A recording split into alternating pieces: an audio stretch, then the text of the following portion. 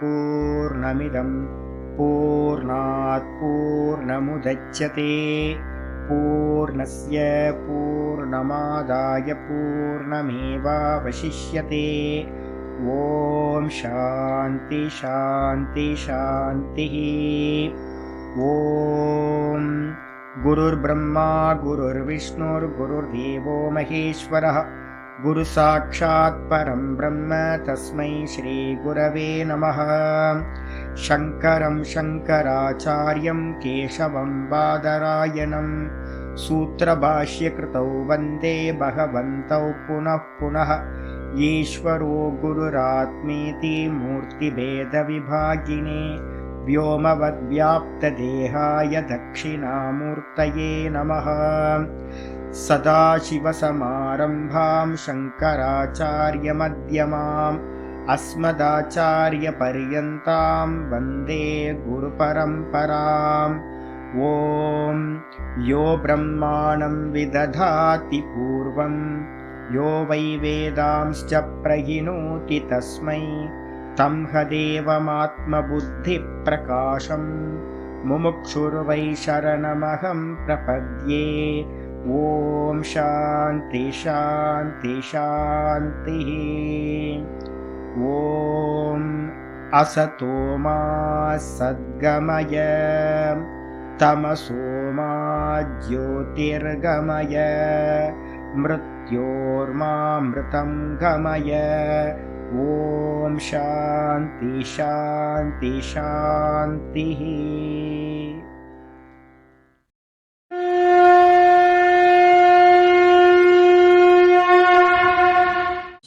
ॐ पार्थाय प्रतिबोधितां भगवता नारायणेन स्वयं व्यासेन ग्रथितां पुराणमुनिना मध्ये महाभारतम् अद्वैतामृतवर्षिणीं भगवतीम् अष्टादशाध्यायिनीम् अम्ब त्वामनुसन्दधामि भगवद्गीते भवद्वेषिणीम्।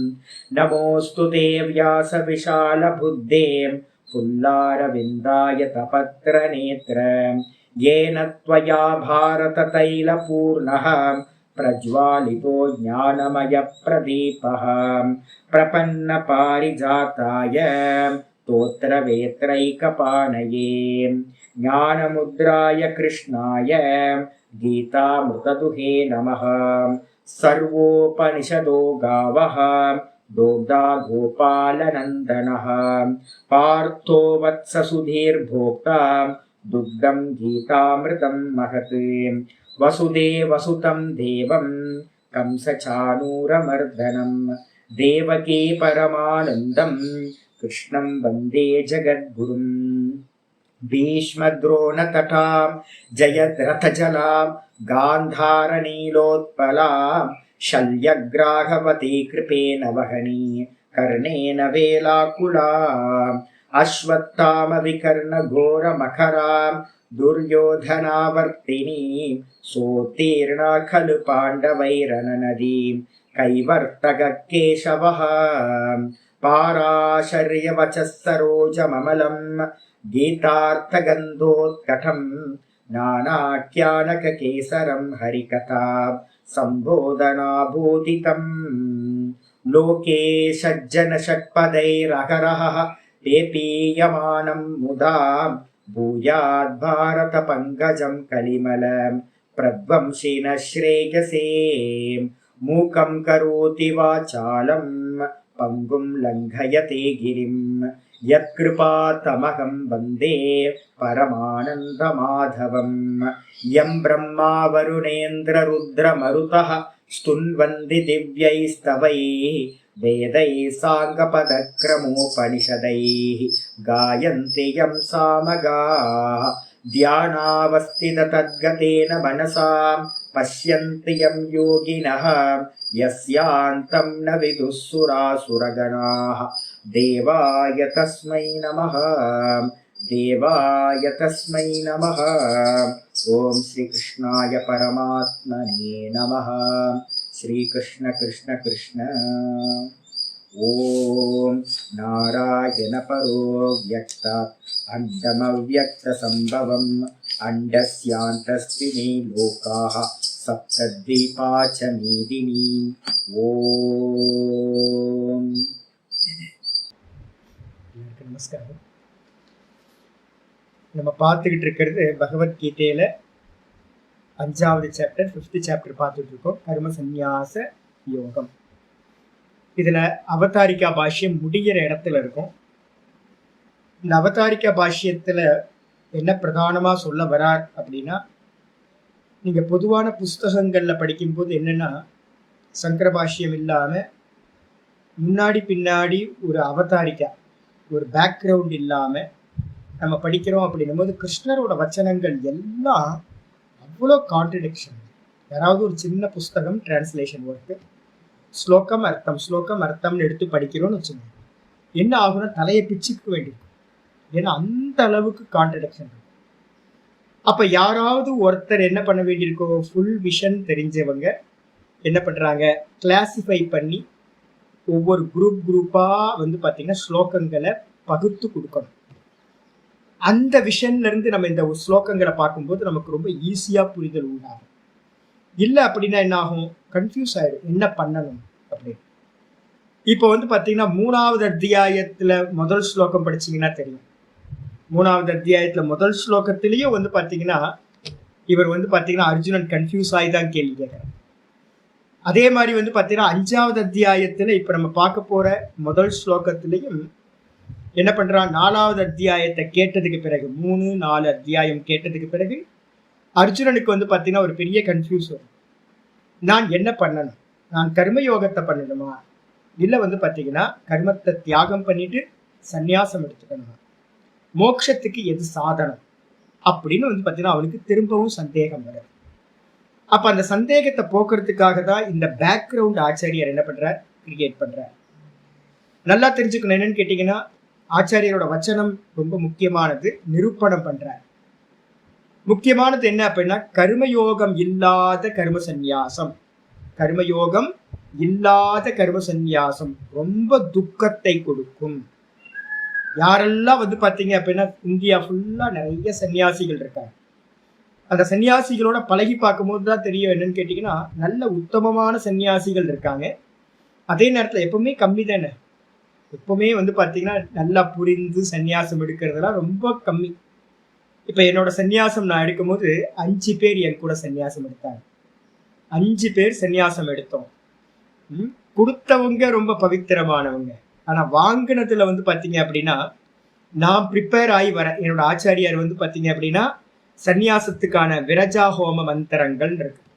நான் சுவாமிகிட்ட உட்கார்ந்து இந்த மந்திரம் என்னெல்லாம் பண்ணுவாங்களோ அதுக்கெல்லாம் எனக்கு அர்த்தம் சொல்லுங்க சுவாமி அப்படின்னு என்னோட சுவாமிகிட்ட இருந்து நான் பூரணமா அந்த ரிச்சுவல் ஃபுல்லா என்னெல்லாம் நடக்குமோ, சங்கல்பங்கள் என்ன பண்ணுவோமோ, இது எல்லாத்தையும் என்னோட சுவாமிகிட்ட உட்கார்ந்து அவர் சொல்ல சொல்ல அர்த்தத்தை கிரகணம் பண்ணிக்கிட்டு, இது பார்த்தீங்கன்னா ஆல்மோஸ்ட் ஒரு 20 நாளுக்கு முன்னாடியே இதெல்லாம் முடிஞ்சிருச்சு.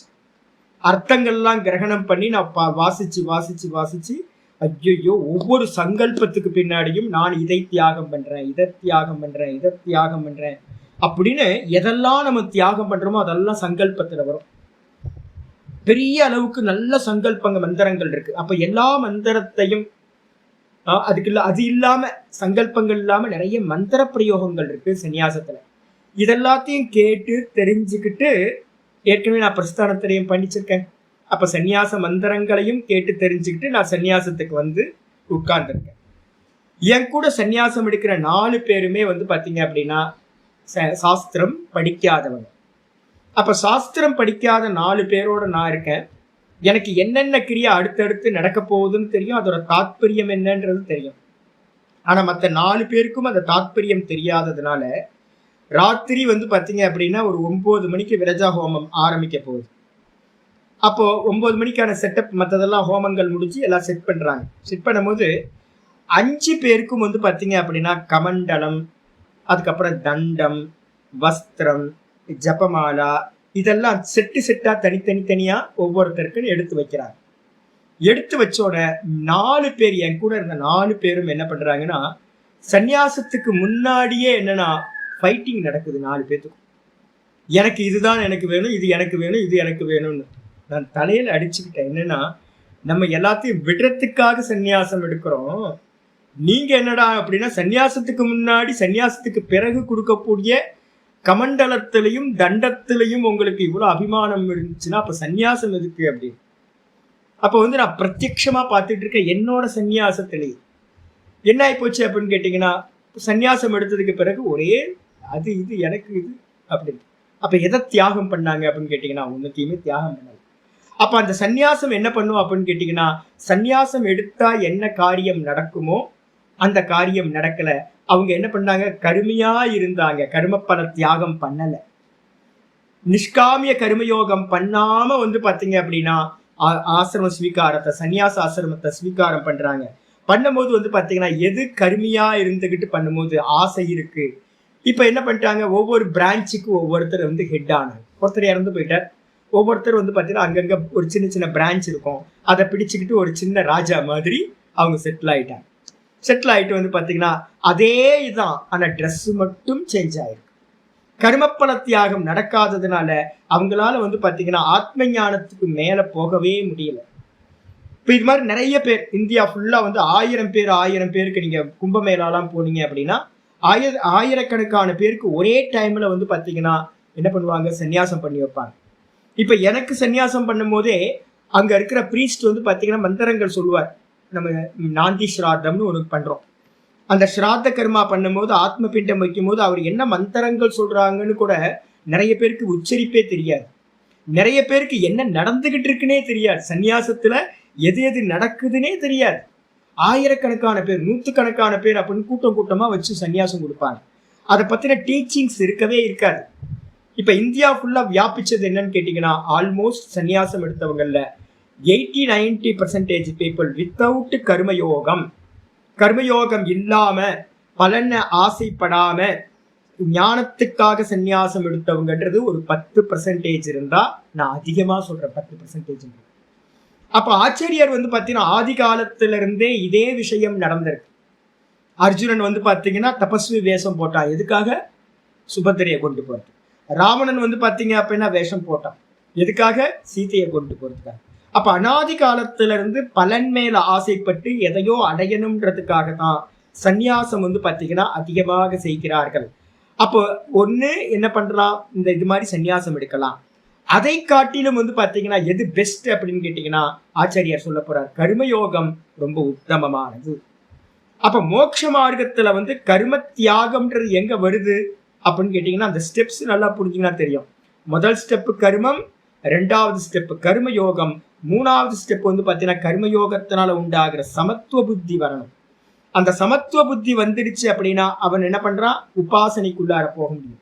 உபாசனையினால சித்தம் ஏகாகிரம் அடையும். அப்ப அவன் என்ன பண்ணலான்னு கேட்டீங்கன்னா, ஒண்ணு கர்மத்தை, ஸ்தூல கர்மத்தை முடிச்சுட்டு சமத்துவத்தை அடைஞ்சோனையும் சன்னியாசம் எடுத்துக்கலாம். இல்ல அப்படின்னா பாத்தீங்கன்னா உபாசனையை முடிச்சுட்டு கூட அவன் சன்னியாசம் எடுத்துக்கலாம். கர்ம தியாகம். அப்ப கர்ம தியாகம் எப்ப வரணும் அப்படின்னா, சமத்துவ புத்தியை அடைஞ்சதுக்கு பிறகுதான், பலன் மேல ஆசை இல்லாத நிலையில்தான் ஒருத்தன் கர்மத்தை தியாகம் செய்ய முடியும் அப்படின்னு பார்த்தீங்கன்னா ரொம்ப ஸ்பஷ்டமா ஆச்சாரியரோட வச்சனம், கிருஷ்ண பரமாத்மாவோட வச்சனம் சொல்லப்பட்டிருக்கு 3வது அத்தியாயத்தில். அப்ப அதனால என்ன பண்ணணும்னு கேட்டீங்கன்னா, சமத்துவத்தை அடையாமல் பலன் மேல ஆசையை விடாமல் பந்த பாசத்துல இருந்துகிட்டு ஒருத்தன் சந்நியாசத்தை எடுக்கிறான் அப்படின்னா அந்த சந்நியாசம் அவனுக்கு மோட்சத்தை கொடுக்காது. என்கிட்ட பாத்தீங்கன்னா ஒரு சிஇஓ பாத்தீங்கன்னா என்கிட்ட பாடம் படிச்சார், ஒரு பெரிய கம்பெனியோட. அவர் என்ன என்கிட்ட அப்பப்போ பாத்தீங்கன்னா என்கிட்ட பாடம் படிச்சுக்கிட்டு இருந்தார். அவர் அப்பப்போ சொல்லுவார், நம்மளாம் சன்னியாசி ஆயிட்டோம் சுவாமி, நமக்கெல்லாம் மோட்சம், நம்மளாம் சன்னியாசி ஆயிட்டோம் சுவாமி, நமக்கு மோட்சம் அப்படின்னு. அவர் நினைச்சுக்கிட்டார் என்னன்னு கேட்டீங்கன்னா, வெறுமனே சந்நியாசம் எடுத்ததுனாலேயே, வெறுமனே சந்நியாசம் எடுத்ததுனாலேயே மோட்சம் கிடைச்சிரும் போல இருக்கு அப்படின்னு அவரோட பிரெயின்குள்ளார பாத்தீங்கன்னா ஏதோ பதிவாகி கிடக்கும். வெறும் சந்நியாசத்தினால மோட்சமானது அடையப்படாது. தியாகம், சந்நியாசம்ன்றது பாத்தீங்கன்னா கண்ணை மூடி உட்கார நிதித்தியாசனம், ஞான நிஷ்டை இருக்கு. அந்த கண்ணை மூடி உட்கார்றதுக்கு ஒரு இன்ஸ்ட்ருமெண்ட் தான் பாத்தீங்கன்னா, அந்த கண்ணை மூடி உட்காரும் போது எந்த டிஸ்ட்ராக்ஷனும் இருக்கக்கூடாது அப்படின்றதுக்காக தான் சந்நியாசம் தேவைப்படுது. ஞானத்துக்கு எப்பவுமே நல்லா தெரியுங்க, ஞானத்துக்கு சந்நியாசம் தேவையில்லை. ஆனால் ஞான நிஷ்டையை அடையணும்னா அதுக்கு முன்னாடி என்ன பண்ணணும்? கர்ம சந்நியாசம் பண்ணணும். கர்ம சந்நியாசத்துக்கு முன்னாடி என்ன பண்ணிருக்கணும்? கர்ம யோகம் பண்ணிருக்கணும். கர்ம யோகம் பண்ணாம சமத்துவ புத்தி கிடைக்காது. அந்த சமத்துவ புத்தி இல்லாம நீங்க என்ன பண்ண முடியாது? கர்ம சந்நியாசம் பண்ணிக்கிட்டு கண்ண மூடி உட்கார்ந்தீங்கன்னா உங்களால உட்கார முடியாது. நான் நித்தியம் பார்த்துக்கிட்டு இருக்கேன் திருவண்ணாமலையில நிறைய பேர் வந்து பார்த்தீங்கன்னா எல்லாத்தையும் விட்டுட்டாங்க. விட்டுட்டு வந்து பார்த்தீங்கன்னா பக்தர்களை பார்த்துக்கிட்டே இருக்கா, ஈஸ்வரனை பார்க்கறதே இல்லை. பக்தனை நேற்று தான் நான் வந்து பார்த்தேன், ஒரு 2-3 சன்னியாசிகள் இருக்காங்க, ஏக்கத்தோட நின்றுக்கிட்டே இருப்பாங்க. எனக்கு உடனே வந்து பார்த்தீங்க அப்படின்னா நம்ம தத்தாத்திரேய சுவாமிகளோட இதுதான் வந்துச்சு. அவதூத கீதால சொல்லுது, ஒரு வேசி வந்து பார்த்தீங்கன்னா எப்படி வந்து கஸ்டமருக்காக 2 மணி 1 மணி 2 மணி 3 மணிக்கெல்லாம் காத்துக்கிட்டு இருக்காளோ, இப்போ வந்து பார்த்தீங்கன்னா அது மாதிரி தான் இருக்கு. நம்ம கல்கட்டாலேயோ இல்லை வந்து டெல்லியிலையோ எங்கேயாவது போய் பார்த்தோம் அப்படின்னா கஸ்டமருக்காக நைட்டெல்லாம் காத்துக்கிட்டு இருப்பாங்க. இங்க சன்னியாசிகள் என்ன பண்றாங்க அப்படின்னு கேட்டீங்கன்னா, பக்தர்கள் வந்து வருவாங்க, ஒரு 10 ரூபா போடுவாங்க, 20 ரூபா போடுவாங்க. ஆசிரமத்துல இருக்கிற சன்னியாசிகள் என்ன பண்ணுவாங்க, மடாதிபதி வந்து பார்த்தீங்கன்னா ஓப்பன்ல வச்சுட்டு யார் பக்தர்கள் வருவாங்க அப்படின்னு, என்ன ப்ரோக்ராம் போடலாம் அப்படின்னு, எப்படி மணியை வந்து பார்த்தீங்கன்னா கலெக்ட் பண்ணலாம் அப்படின்னு. அப்ப நிறைய பேர் வந்து பார்த்தீங்கன்னா என்ன இருக்காங்கன்னா, வேசி வந்து பார்த்தீங்கன்னா அவனோட வயிற்று ஜீவனத்துக்காக வந்து பார்த்தீங்கன்னா காத்துக்கிட்டு இருக்கா கஸ்டமருக்கு. இது மாதிரி ஈஸ்வரனுக்காக காத்துக்கிட்டு இருக்கிறான் அப்படின்னா எந்த அளவு பவித்திரமா போயிடும் யோசிச்சு பாருங்க. அப்போ ஈஸ்வரனுக்காகத்தான் நம்ம வந்து பார்த்தீங்கன்னா எல்லா பிரயத்தனமும் பண்ணலாம்.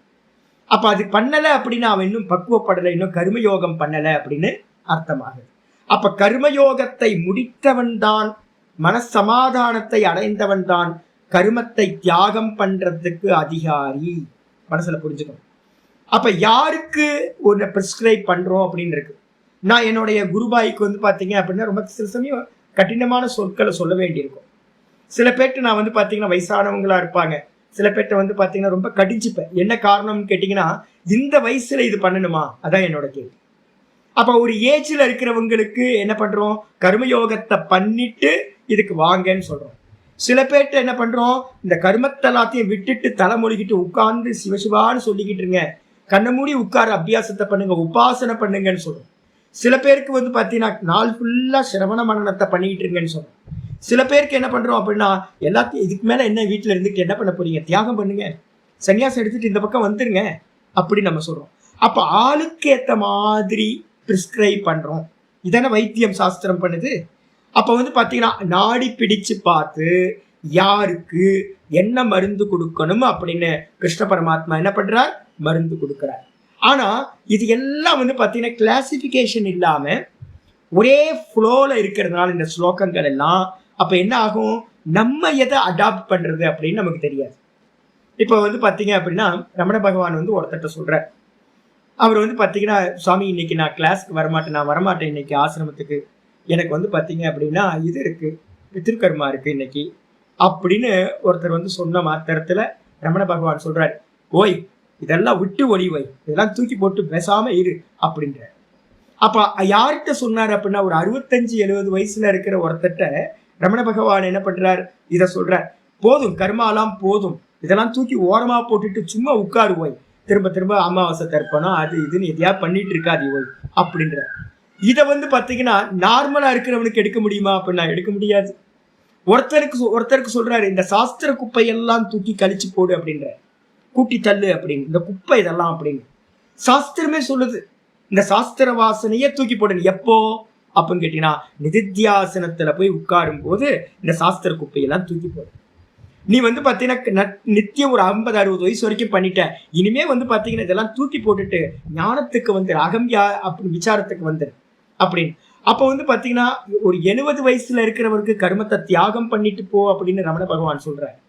ஒரு நல்ல ஆத்ம ஞானத்துல நல்ல ஸ்திதியில நிக்கிற அவஸ்தை ஒருத்தருக்கு எலிஜிபிலிட்டி இருக்கு அப்படின்னும் போது அவர்கிட்ட சொல்றார், இந்த குப்பையெல்லாம் கிளறாது அப்படின்ற.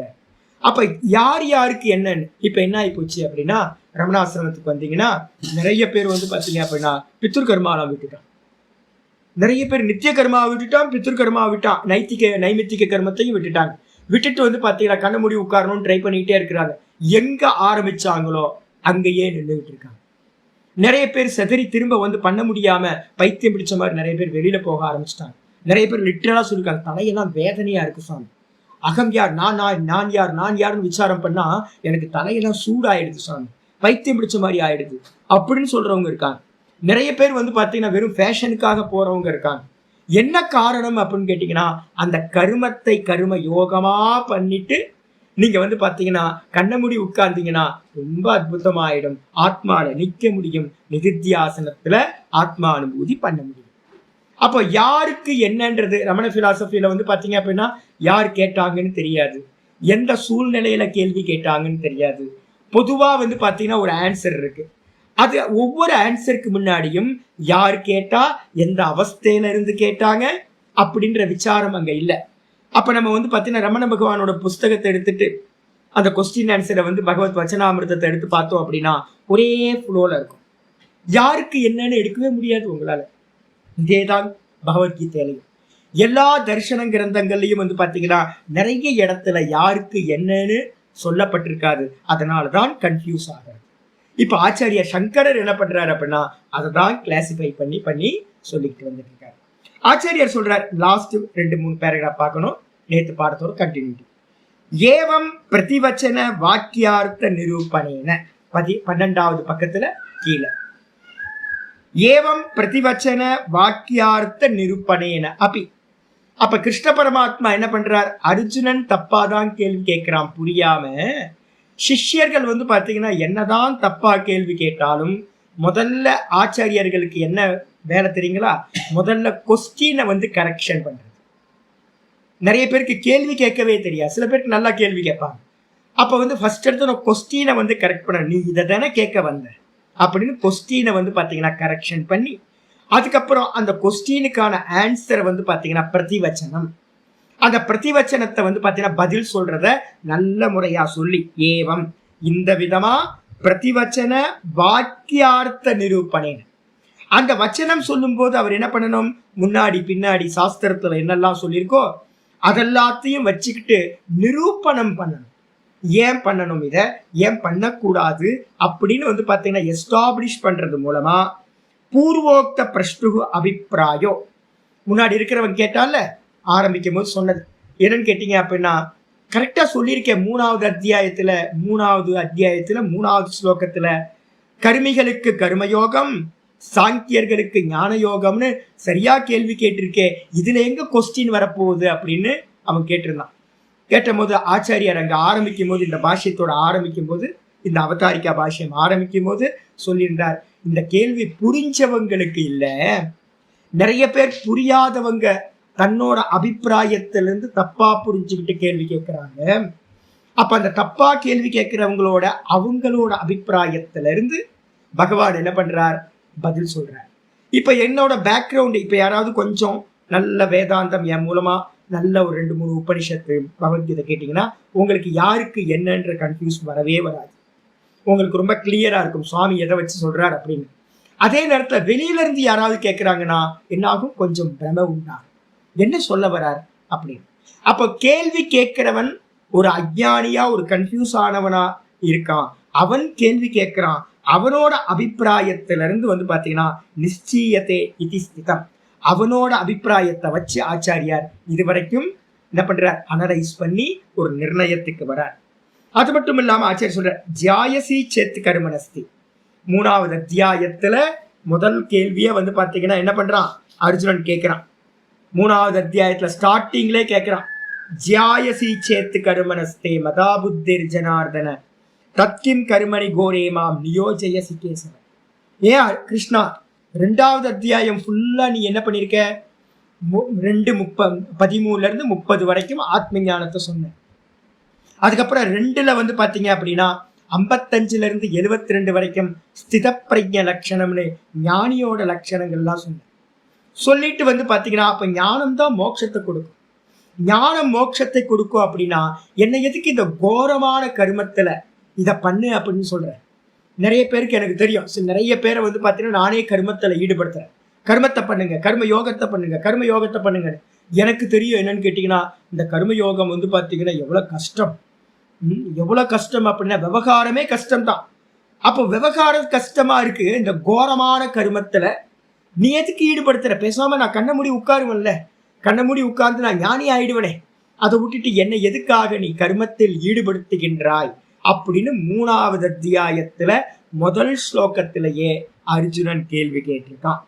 ஜாயசி சேத் கர்மனஸ்தே இது அத்திர ஞான கர்மனோ சக அசம்பவே. அப்ப என்ன அர்த்தம்?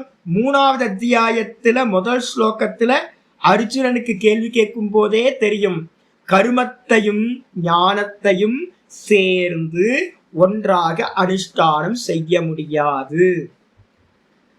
நல்லா தெரிஞ்சுங்க, கர்மத்தையும் ஞானத்தையும் சேர்த்து அனுஷ்டானம் பண்ண முடியாது. இப்ப நீங்க பாத்தீங்கன்னா பகவத்கீதை கேட்க ஆரம்பிச்சிருங்க. நிறைய பேர் ஒரு கிளாஸ் கேட்கறவங்க இருக்கீங்க. இந்த ஒரு கிளாஸ் கேட்க ஆரம்பிச்சா எவ்வளவு நாள் போகும் யோசிச்சு பாருங்க. இதுல நிறைய இடத்துல வாரத்துக்கு வீக்லி கிளாஸ், ஏதோ பைபிள் படிக்கிற மாதிரி வாரத்துக்கு ஒரு கிளாஸ். பகவத்கீதை என்னோட குருபாய் ஒருத்தர் பாடம் எடுத்தார்.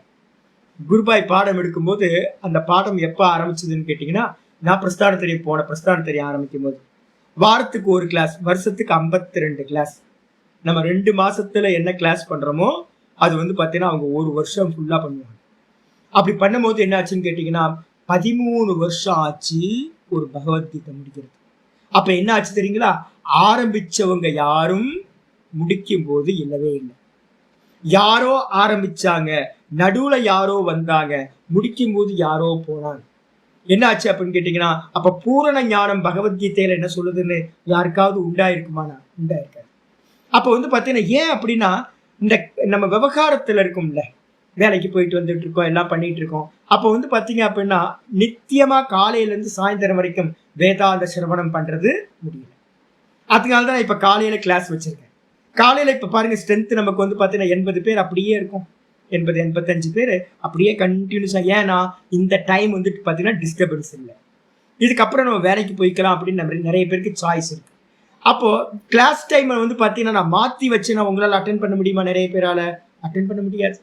அப்ப என்ன அர்த்தம் கேட்டீங்கன்னா, ஞானத்தையும் ஒரு பக்கம் அபியாசம் பண்ணிக்கிட்டு அதுக்கப்புறம் பாத்தீங்கன்னா இந்த கர்மத்தையும் பண்றது அப்படின்னு சித்தத்தை என்ன பண்ணும், போக்கஸ்டா ஒண்ணு ஈடுபட முடியாம சஞ்சலத்தை ஒண்ணு பண்ணும். அப்ப சிரவணமே கஷ்டம். அதுக்கப்புறம் மனனத்துக்கு போனீங்க அப்படின்னா ஒரு பக்கம் மனனம் என்ன சொல்லும், மனன ஞானம் இது பொய் இது பொய் இது பொய் இது பொய்ன்னு லாஜிக்கலா பாத்தீங்கன்னா ப்ரூவ் பண்ணிக்கிட்டே போகும். அதான் மனனம், நேத்தி பண்றது. அப்போ பாத்தீங்கன்னா நீங்க கர்மத்தை ஈடுபடுறீங்கன்னு வச்சுங்களேன். அப்ப என்ன ஆகும், கர்மத்துல பாத்தீங்கன்னா சத்தியத்துவம் கொடுக்கணுமா இல்ல இது பொய்ன்னு சொல்லணுமா? பொய்ன்னு சொன்னீங்கன்னா கர்மத்தை பண்ண முடியாது. அப்ப என்ன அர்த்தம்னு கேட்டீங்கன்னா, சத்தியத்துவம் கொடுத்தாதான் கர்மத்தை பண்ண முடியும், இல்லைன்னா நம்ம பாத்தீங்கன்னா கர்மத்துல ஈடுபடவே முடியாது. அப்ப மனனத்திலையும் கூட என்ன பண்ண முடியாது, கர்மத்தோடு கூட ஞானத்தை அபியாசம் மனனம் பண்ண முடியாது. அதுக்கப்புறம் எல்லாத்தையும் விட்டுட்டு கண்ண மூடி உட்காரணும் அப்படின்னு நிதித்தியாசனத்துல போறீங்க அப்படின்னா 100% கொஞ்சம் கர்மம் கூட பாத்தீங்கன்னா சாப்பிடுறது தூங்குறது கூட பாத்தீங்கன்னா பாரமா போயிடும். அப்ப என்ன அர்த்தம், தேகத்தோட கர்மமே கூட பாத்தீங்கன்னா ஆத்ம தியானத்துல இருக்கிறவனுக்கு முடியாது, அதையே பண்ணிக்க முடியாது அப்படின்னு சாஸ்திரங்கள் சொல்லு. அப்ப என்ன அர்த்தம் கேட்டீங்கன்னா, ஞானத்தோடு கர்மம் கூடவே கூடாது. அதான் இங்க ஆச்சரிய சொல்றாரு, ஞான கர்மனோ சக அசம்பவே. சக அசம்பவேனா சேர்த்து அனுஷ்டானம் பண்ண முடியாது. இந்த அத்தியாயம் இந்த பாஷ்யம் ஆரம்பிக்கும் போது ஆரம்பத்திலேயே அவர் சொல்லிட்டார் கிருஷ்ண பரமா, நம்ம சங்கரன், நிக்கிறவன் நடக்க முடியாது, நடக்கிறவன் நிக்க முடியாது. ஸ்திதி கதி, செல்லுதலும் நிற்றலும் ரெண்டுமே ஏக்க சமயத்துல பண்ண முடியாது அப்படின்னு கிளியரா சொல்லியிருக்கார். அப்படி சொன்னதான் இங்கேயும் சொல்றார், ரெண்டுத்தையும் கர்மத்தையும் ஞானத்தையும் ஒன்று சேர்த்து அனுஷ்டிப்பது சக அசம்பவே. இதை ஹைலைட் பண்ணிக்கணும். இப்ப இருக்கிற நியூ மாஸ்டர்ஸ் எல்லாம் இதைதான் ட்ரை பண்ணிட்டு இருக்காங்க. நிவர்த்தியையும் பிரவருத்தியையும் ஒன்னாக்கிடலாம் அப்படின்னு எல்லாரும் பாத்தீங்கன்னா ஒரு மோகத்தை கிரகஸ்தரத்துல பாத்தீங்கன்னா ஈடுபடுத்திட்டு இருக்காங்க, விதைச்சுக்கிட்டு இருக்காங்க. இப்ப இருக்கிற எல்லா கிரகஸ்தர்களும் வேதாந்தம் நியூ மாஸ்டர்ஸ் கேட்கிறவங்க எல்லாம் நினைச்சிட்டு இருக்காங்க, நம்ம வீட்டுல இருந்துகிட்டே எதையும் தியாகம் பண்ணாமலேயே ஞானத்தை அடைஞ்சிடலாம் அப்படின்னு நினைச்சுக்கிட்டு இருக்காங்க. இது முடியுமா அப்படின்னா அது முடியவே முடியாது. சக அசம்பவே, ஞானமும் கர்மமும் என்னாகாது, ஒன்று இணைய முடியவே முடியாது. இப்ப நிறைய பேர் மனனம் பண்ணிட்டு இருக்கவங்க இருப்பீங்க, 30 வருஷம் 35 வருஷமா பாடத்தை கேட்டுக்கிட்டு இருக்கீங்க, பலன் கிடைக்கலையே சுவாமி அப்படின்னு சொன்னீங்கன்னா கண்டிஷனை அப்ளை பண்ணல. அதனால வந்து பாத்தீங்க அப்படின்னா டிஸ்ட்ராக்ஷனோட இருக்கும்போது அந்த விசுத்த நிர்குணத்தை பத்தின ஆத்ம ஞானம் நமக்கு உண்டாகவே மாட்டேங்குது. அப்ப கிளியரா இருக்கு, ஆதி காலத்திலிருந்து பிரவிற்த்தி வேற, நிவிருத்தி வேற. கர்ம மார்க்கம் பிரவிற்த்தி மார்க்கம், அதே நேரத்துல ஞான மார்க்கம் நிவிருத்தி மார்க்கம், ஷட் டவுன் பண்றது அப்படின்னு ரெண்டுத்தையும் வந்து பாத்தீங்க அப்படின்னா பிரேக்ல காலை வச்சு மிதிச்சுக்கிட்டு ஆக்சிலேட்டரையும் நீங்க கொடுக்குறோம் அப்படின்னா ஏதாவது ஒண்ணு தானே பண்ண முடியும். பிரேக்கையும் மிதிச்சுக்கிட்டு ஆக்சிலேட்டரையும் மிதிச்சோம் அப்படின்னா அப்செட் ஆயிடும் வண்டி.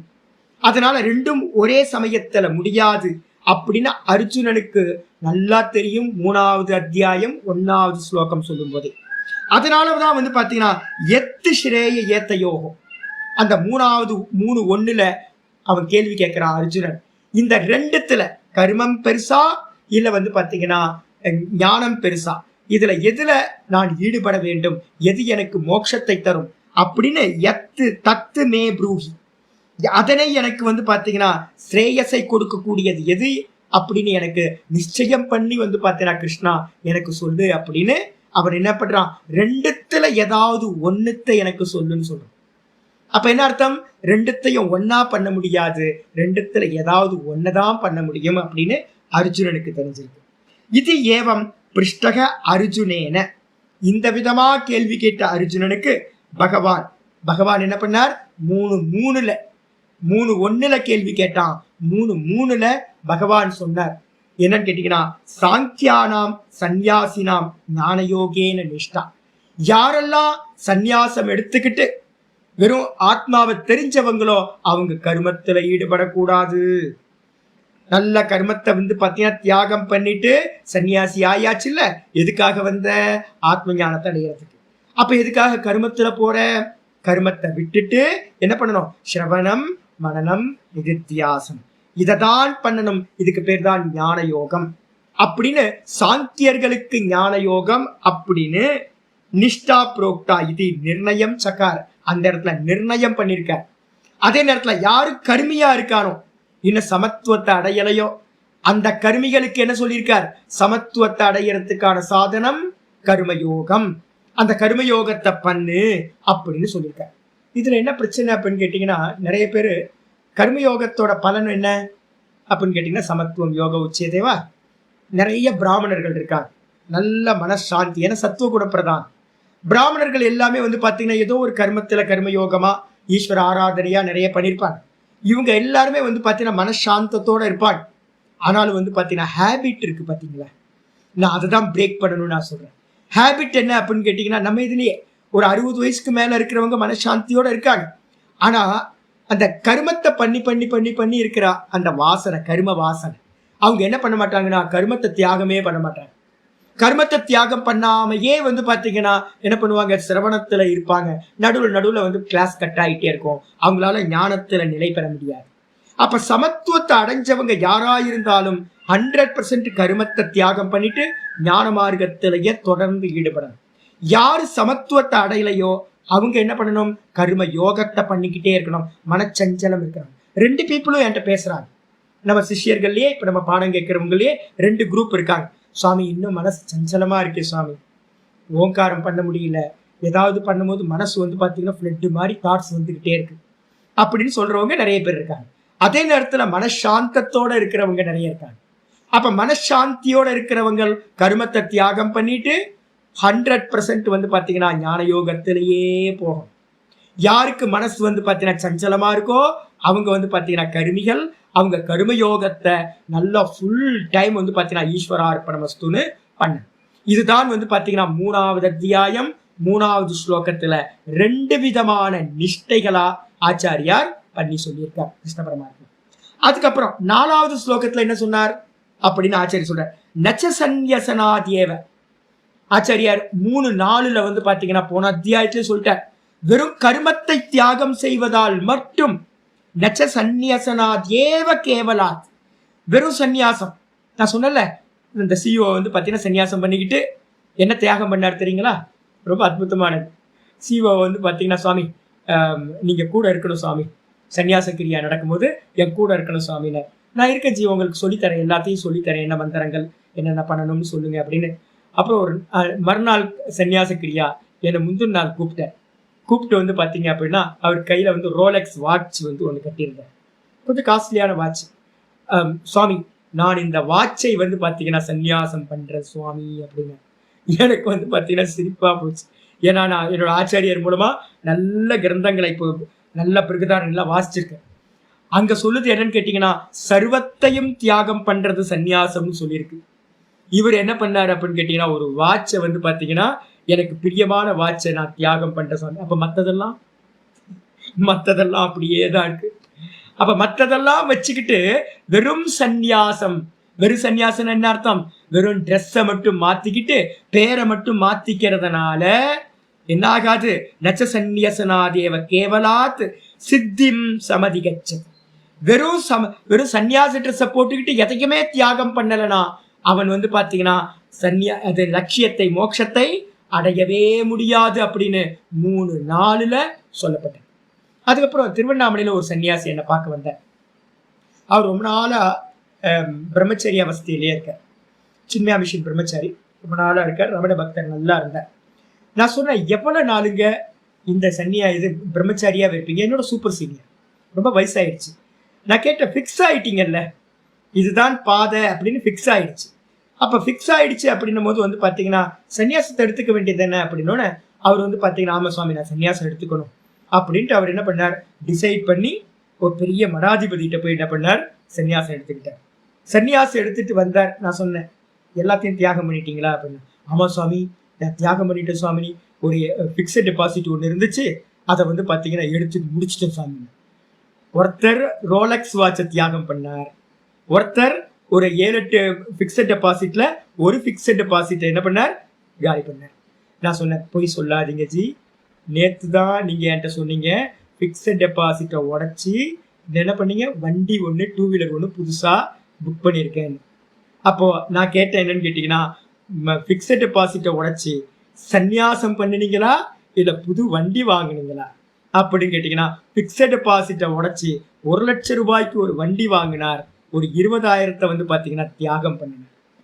எதுக்காக? அதுவும் தனக்காக, அந்த கிரியா பண்றதுக்காக. ஆனா பேர் வந்து பாத்தீங்கன்னா, நான் வந்து சன்னியாசம் பண்றதுக்காக ஒரு ஃபிக்ஸட் டெபாசிட்டியே விட்டுட்டேன் அப்படின்னு. யோசிச்சு பார்த்தா இந்த உலகத்துல விதவிதமான ஆட்கள். ஆக்சுவலா யாருக்கும் சன்னியாசன்றதோட தாற்பயம் என்னன்னு புரியவே இல்லை. சந்நியாசம் எதுக்கு அப்படின்னா, ஞான நிஷ்டையை அடைவதற்காக. எதெல்லாம் டிஸ்ட்ராக்ஷனா இருக்கோ அதை எல்லாத்தையும் விட, இவ்வளவுதாங்க, வேற எதுவுமே இல்லை. எனக்கு கண்ணை மூடி உட்காரணும், ரமண பகவான் மாதிரி கண்ணை மூடி உட்காரணும். ரமண பகவான் மாதிரி கண்ணை மூடி உட்காரணும் அப்படின்னா நான் என்ன பண்ணணும்? ரமண பகவான் மாதிரி கண்ணை மூடி உட்காரணும்னா அவருக்கு எந்த டிஸ்ட்ராக்ஷன் எதெல்லாம் விட்டாரோ அதை எல்லாத்தையும் நானும் விட்டேன் அப்படின்னா ரொம்ப ஈஸியா இருக்கும். பாருங்க, இப்போ ஃபோன் வச்சிருக்கேன், இப்போ ஒரு ஃபோன் வந்துச்சு, யாரோ வந்து பாத்தீங்கன்னா ஃபோன் அடிச்சாங்க. இப்போ ஃபோனே இல்லைன்னா கண்ணை மூடி உட்கார்ந்துருக்கும் போது டிங் டிங் டிங் டிங்னா என்ன ஆகும் யோசிச்சு பாரு. அப்போ வந்து பாத்தீங்க அப்படின்னா கண்ணை மூடி உட்காரணும் அப்படின்னா ஃபோனோ அக்கௌண்ட்டோ எந்த ஒரு விவகாரமும் இல்லாம இருந்துச்சுன்னா நாள் ஃபுல்லா பேசாம இருக்கலாம். இல்ல காரியங்கள் வச்சிருந்தோம் அப்படின்னா இப்ப வீட்டுல உட்கார்ந்து பாருங்க, ஒரு அரை நாள் உட்கார்ந்து பாருங்க, எந்த அளவுக்கு வந்து பாத்தீங்கன்னா டென்ஷன் ஆகணும் உங்களுக்கு தெரியும். ஆள் வருவாங்க, ஆன்சர் பண்ணணும். நீங்க வந்து பாத்தீங்கன்னா ஆன்சர் பண்ணாம தப்பிச்சுக்கவே முடியாது உங்களுக்கு. அப்ப கிரகஸ்தாசிரமத்துல இருந்துகிட்டு ஒருத்தர் வந்து பாத்தீங்கன்னா ஞானத்தை அடையலாம், ஞான நிஷ்டையை அடையணும் அப்படின்னா லிட்டரலி வந்து பாத்தீங்கன்னா சந்நியாசம் தான். அப்ப ஆச்சாரியர் கிருஷ்ண பரமாத்மா என்ன பண்றார், 3:4 சொல்றார், எவன் வெறுமன பேருக்கு வந்து பாத்தீங்கன்னா சந்நியாசம் பண்ணிக்கிட்டு காவி வஸ்திரம் உடுத்திக்கிட்டு மொட்டையை அடிச்சுக்கிட்டு நல்லா திரிபுன்றம் போட்டுக்கிட்டு நான் வந்து சந்நியாசி அப்படின்னு எதையும் தியாகம் பண்ணாமல் இருக்கானோ அவன் அந்த பிரம்மத்தை அடைய முடியாது. இதி வச்சனாத் என்ற வச்சனத்தினால் ஞான சகிதஸ்ய சித்தி சாதனத்துவம் இஷ்டம் கர்மயோகஸ்ய ச விதானாத். அப்ப என்ன அர்த்தம் கேட்டீங்கன்னா, ஞானத்தோடு கூடிய சித்தி சாதனம், ஞானத்தோடு கூடிய சந்நியாசம், ஞானத்தோடு கூடி கர்ம சந்நியாசத்தை பண்ணினாதான் அந்த கர்ம சந்நியாசம் என்ன பண்ணும், மோட்சத்தை கொடுக்கும். அந்த சர்வ கர்ம சந்நியாசம் பண்றதுக்கு முன்னாடி என்ன பண்ணணும், கர்மயோகஸ்ய ச விதானாத். கர்மயோகத்தை சாஸ்திரம் விதிக்குது. அப்ப ஸ்டெப்ஸ் என்ன ரொம்ப தெளிவா புரிஞ்சுங்க. கர்மயோகம் பண்ணணும், கர்மயோகம் பண்ணாம கர்மத்தை தியாகம் பண்ணக்கூடாது. அப்ப என்ன ஆகும்? பொல்யூஷன் அப்படியே மனசுல இருக்கும், மோகம் அப்படியே இருக்கும். நிறைய சன்னியாசிகள்கிட்ட பார்த்தீங்கன்னா பக்கத்துல போக முடியாது, அந்த அளவுக்கு பாத்தீங்க அப்படின்னா மோகம் இருக்கு, கர்மத்துல பாசம் இருக்கு. கர்மம் பாத்தீங்கன்னா கர்ம வாசனை அவ்வளவு இருக்கு, போக வாசனை, கர்ம வாசனை, நிறைய ஆசைகள், இதெல்லாம் வச்சுக்கிட்டு பாத்தீங்கன்னா இருக்கான். கர்ம சந்நியாசம் பண்றான் அப்படின்னா அவன் பாத்தீங்கன்னா கீழே போயிடுவான், பத்தனம் ஆயிடுவான். அதனால பாத்தீங்கன்னா எது இஷ்டம் நமக்கு? கர்மயோகம் பண்ணிட்டு கர்மயோகத்து மூலமா சமாதானத்தை அடைஞ்சு, சித்த சமத்துவத்தை அடைஞ்சு, மோகம் எல்லாம் ராகத்வேஷம் போனதுக்கு பிறகு கர்மத்தை தியாகம் பண்ணிட்டு என்ன பண்ணணும்? சந்நியாசம் பண்ணிட்டு பேசாம டான்ல நிக்கிறான் அப்படின்னா அவனால் இந்த ஆத்மாவை அடைய முடியும். அப்ப ஸ்டெப்ஸ் என்னது? கர்மயோகம், அதுக்கப்புறம் தான் கர்ம சந்நியாசம், அதுக்கப்புறம் தான் நிஷ்டை. இந்த 3 ஸ்டெப் வச்சுக்கணும். ரமணாசிரமத்துல பாத்தீங்கன்னா என்னோட அந்த எஃப்டியை உடைச்ச சுவாமி என்ன பண்ணார்? நிறைய வருஷங்களா உட்கார்ந்துட்டே இருந்தார். அல்பத்தனம் கொஞ்சம் கூட போகல, பயம் கொஞ்சம் கூட போகல, பயம் போகல, அல்பத்தனம் போகல, இன்னும் ஆசைகள் போகல. அப்ப என்ன ஆகும்? ரமண பகவான் மாதிரி நம்ம ஆயிட முடியுமா சுவாமி அப்படின்னா எத்தனை ஜென்மமானாலும் ரமண பகவான் மாதிரி ஆக முடியாது. ரமண பகவான் சன்னியாசமே பண்ணல, ஆனா சன்னியாசி பண்ற மகா சன்னியாசத்தை அவர் என்ன பண்ணிட்டார்? 16 வயசுலயே பண்ணிட்டு வந்துட்டார், எந்த யோசனையும் இல்லாம, எந்த சிந்தனையும் இல்லாம. அப்ப என்ன அர்த்தம்? முந்தின ஜென்மத்தோட அபியாசம். இப்ப நான் உங்களுக்கு விதைக்கிறேன்னு, இதெல்லாம் விதைக்கிறது என்னன்னு கேட்டீங்கன்னா, இது எந்த ஜென்மத்திலேயாவது உங்களுக்கு இது என்ன ஆகும்? இது உரைக்கும் உங்களுக்கு. இதுதான் செட்டப் அப்படின்னு புரிஞ்சுட்டு விட்டுட்டு நீங்க போனீங்கன்னா அப்ப கரெக்டா இருக்கும். அது வரைக்கும் ப்ரிப்பேர் ஆகுங்க, நல்லா ப்ரிப்பேர் ஆகுங்க. கர்மயோகத்தை இப்ப என்ன பண்ணிட்டாங்கன்னு கேட்டீங்கன்னா, நிறைய பேனர் போட்டு கர்மயோகம் பண்றாங்க பாத்தீங்களா? ஆக்சுவலா அது கர்மயோகம் இல்லை பாருங்க. அவங்க யாருமே பக்குவமே பட்டிருக்க மாட்டாங்க, விவகாரத்துல இருந்திருப்பாங்க. ஏன் அப்படின்னா அது எல்லாமே பரதர்மமா இருக்கு. அப்ப பேனர் போட்டு பண்றது பாத்தீங்கன்னா கர்மயோகம் இல்லை. நித்தியம் டே டு லைஃப்ல நம்ம பண்ற எல்லா கர்மத்தையும் ஒவ்வொரு க்ஷணம் என்ன பண்ணணும் அப்படின்னு கேட்டீங்கன்னா, காலையில எந்திரிச்சோன்னு ஒரு நமஸ்காரம் சுவாமி அப்படி. அதுக்கப்புறம் அடுத்து நான் பாத்தீங்கன்னா ஜபம் பண்ண போறேன். ஜபம் பண்ணும் போது சுவாமி உனக்கு இது அர்ப்பணம். அதுக்கப்புறம் ஜபம் முடிச்சதுக்கு அப்புறம் திரும்ப ஒரு அர்ப்பணம். அதுக்கப்புறம் பாத்தீங்க அப்படின்னா ஒரு காஃபியை போட்டு குடிக்கிறேன் சுவாமி அப்படின்னு ஒரு நினைப்பு. என்னன்னு தெரியும், நீ தான் கொடுத்துருக்க இந்த காஃபியை அப்படின்னு ஒரு நினைப்போட காஃபியை குடிக்கிறது. அதுக்கப்புறம் பாத்தீங்கன்னா திரும்ப நான் சுவாத்தியாயம் பண்றதுக்கா புக் எடுத்து வைக்கிறேன். சுவாமி இந்த ஞானம் எல்லாம் உனக்கு தான் சுவாமி, ஒன்ன அடையிறதுக்கு தான் சுவாமி, எனக்கு வேற எந்த பலனும் வேணாம் சாமி, பாடம் படிக்கும் போதும்.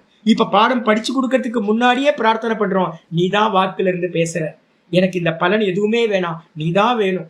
திரும்பவும் லாஸ்ட்ல முடிக்கும் போதும் பண்றோம். அப்ப ஒவ்வொரு கருமத்திலையும் நம்ம சாப்பிடுறது, தூங்குறது, நடக்கிறது, நிக்கிறது எல்லாத்தையும் என்ன பண்ணணும்? ஈஸ்வரார்ப்பணம். எவ்வளவு முடியுமோ அது முதல்ல முடியாது, எவ்வளவு இம்ப்ளிமெண்ட் பண்ண முடியுமோ மெதுவா மெதுவா மெதுவா ஹோல் லைஃபே என்ன பண்ணணும்? உண்டியல்ல போடுற மாதிரி பகவானுக்கு அர்ப்பணம் பண்றது. இதுதான் பாத்தீங்கன்னா கர்மயோகம். அதை விட்டுட்டு என்னைக்காவது ஒரு நாள் 6 மாசத்துக்கு ஒரு வாட்டி, 1 வருஷத்துக்கு ஒரு வாட்டி நாங்களும் கர்மயோகம் பண்றோம் அப்படின்னு பேனர் போட்டு பண்ணீங்க அப்படின்னா அது கர்மயோகம் இல்லை. அப்ப நித்திய சொதர்மத்தை பாத்தீங்கன்னா, உங்களுக்கு ஒரு கிரகத்துல இருக்கீங்க, ஒய்ஃபா இருக்கீங்க, ஒய்ஃபுக்குன்னு ஒரு சில இது இருக்கு, அம்மாக்குன்னு சில ரோல் இருக்கு, அப்பாக்குன்னு சில ரோல் இருக்கு, ஹஸ்பண்டுக்கு ஒரு சில ரோல் இருக்கு. அந்த ரோல்ல என்னெல்லாம் கர்மம் வருதோ அதையெல்லாம் தியாகம் வருது. அப்ப என்ன ஆயிரும்? ஹோல் டே நீங்க பண்ணுவீங்க. இதே பாத்தீங்கன்னா சொசைட்டி ஒர்க்குன்னு நீங்க பண்ணீங்கன்னா என்ன ஆகும்? சோசியல் ஒர்க் ஏதாவது அது நான் டெய்லியா பண்ண போறீங்க? சோசியல் ஒர்க் டெய்லி பண்றது இல்லையே. பஞ்சமகா யஜ்ஞம் டெய்லி பண்ண வேண்டியது. அதே சோசியல் ஒர்க்கா எடுத்துக்கிட்டீங்க அப்படின்னா 6 மாசம், 3 மாசம், 1 மாசம் அது மாதிரிதான் பண்ணுவீங்க. அப்ப கர்மயோகம் என்ன ஆயிடும்? அங்கங்க துண்டு துண்டா நிற்கும். அதனால பெரிய பிரயோஜனம் கிடைக்காது. அப்ப கர்மயோகத்தை நித்தியம் அனுஷ்டானம் பண்ணிக்கிட்டே இருக்கு. இந்த நித்திய கர்ம அனுஷ்டானம் பண்ண பண்ண பண்ண பண்ண மெதுவா மெதுவா மெதுவா மனசு சமாதானமாகும். உங்க மனசு கர்மத்துல இருந்து, பிடிப்புல இருந்து மெதுவா மெதுவா வெளியில வரும். வெளியில வர வர வர வர ரமண பகவான் மாதிரி என்ன பண்ணலாம் அப்படின்னு கேட்டீங்கன்னா, நித்தியமா பாத்தீங்கன்னா உட்கார்ற சாமர்த்தியம், ஆத்மால நிக்கிற சாமர்த்தியம் ஒருத்தருக்கு சித்திக்கும். இதுதான் பாத்தீங்கன்னா இஷ்டம் சாஸ்திரத்துக்கு. இதனால்தான் கர்மயோகஸ்ய விதானாத், கர்மயோகமானது கர்ம சந்நியாசத்துக்கு முன்னாடி விதிக்கப்பட்டிருக்கு. ஞான ரஹிதக சந்நியாசக, நிறைய பேருக்கு ஞானம் இல்லாம சந்நியாசம் எடுத்துக்கிறான்னு வச்சுங்க. என்ன ஞானம்? நான் சச்சிதானந்தம், சாட்சி, இது எல்லாம் எனது பொய்யானது, தீர்க்க சொப்பனம், நான் கர்த்தா இல்லை, நான் போக்தா இல்லை, இந்த ஜெகத்து சத்தியம் இல்லை, தான் ஞானம். அந்த ஞானம் இல்லாமல் யாரெல்லாம் சந்நியாசம் எடுத்துக்கிறாங்களோ அந்த ஞான ரகித சந்நியாசம், ஞானம் இல்லாத சந்நியாசம், ஸ்ரேயான் கிம்பா கர்மயோக ஸ்ரேயான் இது. அப்போ ஒரு அஜ்ஞானி கேட்கிறான், ஞானம் இல்லாத கர்ம சந்நியாசம் உயர்ந்ததா, ஞானம் இல்லாத கர்ம சந்நியாசம் உயர்ந்ததா, கர்மத்தை விடுறது உயர்ந்ததா, அல்லது கர்ம யோகம் உயர்ந்ததா அப்படின்னு கேட்டா, ஏத்த யோகோ விசேஷ புபுத்சயா, இத பத்தி விசேஷமா தெரிஞ்சுக்கணும் அப்படின்னு ஆச்சாரியா இவன் அர்ஜுனன் என்ன பண்றான்? கிருஷ்ண பரமாத்மாவை பார்த்து இந்த அத்தியாயத்துல முதல் கேள்விய கேட்க ஆரம்பிக்கிறான். இவ்வளவு பேக்ரவுண்டு கொடுத்ததுக்கு பிறகு இந்த ஸ்லோகத்துக்கு வந்தா ரொம்ப ஈஸியா புரியும். அப்ப என்ன அர்த்தம்? முதல் ஸ்லோகத்துக்குள்ளார பிரவருத்தி பண்ண போறோம். முதல் ஸ்லோகத்துக்கு மேல முன்னுரை இத நல்லா படிச்சுக்கணும். லாஸ்ட் லைனை படிச்சுக்கணும், பாஷ்யத்தோட லாஸ்ட் லைன். ஞானமில்லாத மோகத்தோடு கூடிய கர்ம சந்நியாசம் பெருசா, ஞானம் இல்லைன்னாவே என்ன அர்த்தம்? அங்க மோகம் தான். அப்ப நிறைய பேர் பாத்தீங்கன்னா, ஒருத்தர் பாத்தீங்கன்னா எனக்கு ரொம்ப சிரிப்பு. என்னோட ஒரு குருபாய் ஒருத்தர் ஃப்ரெண்டு, வேற ஒரு ஆசிரமத்தை சேர்ந்தவர், சென்னையில இருந்தார். அவர் பாத்தீங்கன்னா பண்ணையார் மாதிரி. ஐயோ, அவர் பண்ற சேட்டைகள்லாம் பாத்தீங்கன்னா என்னடா இவங்கெல்லாம் வந்துட்டாங்களேன்னு இருக்கும். நான் ஒரு நாள் பாத்தீங்கன்னா கேட்டேன் அவர்கிட்ட, எப்போவாது ரொம்ப ரேரா போவேன். போகும்போது நான் கேட்டேன், என்னச்சு ரொம்ப வருஷங்கள் ஆயிடுச்சு, மற்றவங்க எல்லாம் சன்னியாசம் எடுத்துட்டாங்க, நீங்க ஏன் சன்னியாசம் எடுக்கல அப்படின்னு ஒரு கேள்வி கேட்டேன். இதெல்லாம் கேட்டு தெரிஞ்சுக்கணும். அவர் சொன்னாரு, பால் பாக்கெட் வாங்கணும்னா நான் தான் சாமி போக வேண்டியிருக்கு அப்படின்னு. நான் கேட்டேன், சன்னியாசத்துக்கும் இதுக்கு என்ன சாமி சம்பந்தம்? ஆமா, பால் பாக்கெட் வாங்கணும்னா நீங்க தான் போய் கடையில போய் பால் பாக்கெட் வாங்கிட்டு வரணும். அப்போ பாத்தீங்கன்னா எனக்கு இன்னும் செட்டப்பே கிரியேட் ஆகல சாமி. நான் எப்படி சாமி பாத்தீங்கன்னா கடையில போய் பால் பாக்கெட் போய் வாங்குறதுக்கும் சன்னியாசத்துக்கும் என்ன சம்பந்தம்? அப்ப அவர் என்ன பண்ணாரு அப்படின்னு கேட்டீங்கன்னா, ஒரு செட்டப் கிரியேட் பண்ணணும் சார் அப்படின்ட்டு பாத்தீங்கன்னா ஒரு செட்டப்பை கிரியேட் பண்ணி, அதாவது நிறைய வேலைக்காரங்க அவங்களுக்கு இவர் எந்த காரியத்தையும் பண்ணாம ஒரு செட்டப்பை கிரியேட் பண்ணிட்டு சன்னியாசம் எடுத்துட்டேன். அப்ப என்ன அர்த்தம்னு கேட்டீங்கன்னா, இது மாதிரிலாம் ஒரு ஆள் இருப்பாங்களா? யோசிச்சு பாருங்க. சன்னியாசம் எந்த அளவுல இருக்கு அப்படின்னு கேட்டீங்கன்னா, நிறைய பேர் பாத்தீங்க அப்படின்னா சன்னியாசம் எடுக்காமையே இருப்பாங்க. எதுக்காக சன்னியாசம் எடுக்காம இருக்காங்கன்னா, பீட்டத்துல உட்காரணும் அப்படின்னா அந்த பீட்டாதிபதி சன்னியாசம் கொடுத்துதான் அந்த பீட்டத்துல உட்கார வைப்பாங்க. இவங்க முன்னாடியே சன்னியாசம் எடுத்திருந்தாங்கன்னா பீட்டத்துல பாத்தீங்கன்னா வேற பீட்டத்துல எங்கேயும் வாண்டடா இருந்தாலும் கூட உட்கார முடியாது. அப்ப என்னன்னா, நிறைய பிரம்மச்சாரிகள் என்ன பண்ணுவாங்கன்னா காத்துக்கிட்டே இருப்பாங்க, ஏதாவது பீட்டம் காலியா இருக்கா, சன்னியாசம் எடுத்துக்கிட்டு பீட்டாதிபதி ஆயிரலான்னு. கர்நாடகால அது மாதிரி தான், மகாராஷ்டிரால அது மாதிரி தான். நிறைய இடத்துல பாத்தீங்க அப்படின்னா பீட்டாதிபதி ஆகிறதுக்கு ஷட் தர்சனம் படிக்கணும், படிச்சுட்டு பாத்தீங்கன்னா பிரம்மச்சாரியா இருக்கணும். அப்படி இருந்தா சன்னியாசம் கொடுத்து அதுல உட்கார வச்சுருவாங்க. அப்ப நிறைய பேருக்கு பாத்தீங்கன்னா ஆசையோட காத்துக்கிட்டு இருப்பாங்க நார்த் இந்தியாவில். அப்ப விதவிதமான ஆட்கள். எதுக்காக சன்னியாசம்ன்றது நிறைய பேருக்கு தெரியவே இல்லை. நிறைய பேருக்கு பாத்தீங்கன்னா ஒரு பேரு சன்னியாசியானா பாத்தீங்கன்னா ஒரு கௌரவம். நிறைய பேர் காலில் விழுவாங்கல்ல. ஒரு சன்னியாசி என்கிட்ட சொன்னார், என்ன பாத்தீங்கன்னா, நான் 7ஆம் கிளாஸ் தான் படிச்சிருக்கேன் சுவாமி, நல்ல டேலண்ட், ரொம்ப நிபுணத்துவம், பூர்வ ஜென்ம சம்ஸ்காரம் நல்லா. அவர் சொல்றாரு, 7ஆம் கிளாஸ் தான் சுவாமி நான் படிச்சிருக்கேன், பாருங்க கலெக்டரும் மந்திரியும் பாத்தீங்கன்னா என் காலில் விழுந்துட்டு இருக்கா பாருங்க, சன்னியாசத்தோட மகிமை பாருங்க. நான் தலையில அடிச்சேன். சன்னியாசம் எதுக்கு? மற்றவங்க காலில் விழுந்து விழுவெடுத்துக்கா. அப்ப என்ன அர்த்தம் கேட்டீங்கன்னா, நீங்க உலகத்துல போய் பாத்தீங்க அப்படின்னா சந்நியாசம் ஞான நிஷ்டைக்காக அப்படின்றத விட்டுட்டு, சந்நியாசம் எதுக்கு? எந்த டிஸ்ட்ராக்ஷனும் இல்லாம தான்ல நிக்கிறதுக்காக நிஷ்டைக்கான சாதனம் கர்ம சந்நியாசம். அதை விட்டுட்டு மற்ற விதவிதமாக வேற வேற விஷயங்களை சார்ந்து சந்நியாசம் எடுக்கிறது தான் நிறைய உலகத்துல நம்ம பார்க்க வேண்டியதா இருக்கு. அப்ப கிளியரா தெரிஞ்சுக்கணும். இப்ப கேள்வி கேட்கிறான் அர்ஜுனன், அந்த கேள்விக்கு பின்னாடி என்ன இருக்கு? ஞானம் இல்லாத கர்ம சந்நியாசம் உயர்ந்ததா அல்லது கர்ம யோகம் உயர்ந்ததா அப்படின்னு பாத்தீங்கன்னா கேள்வி கேட்கிறார். பாருங்க, முதல் ஸ்லோகம் இந்த அத்தியாயத்துல ஆரம்பிக்குது.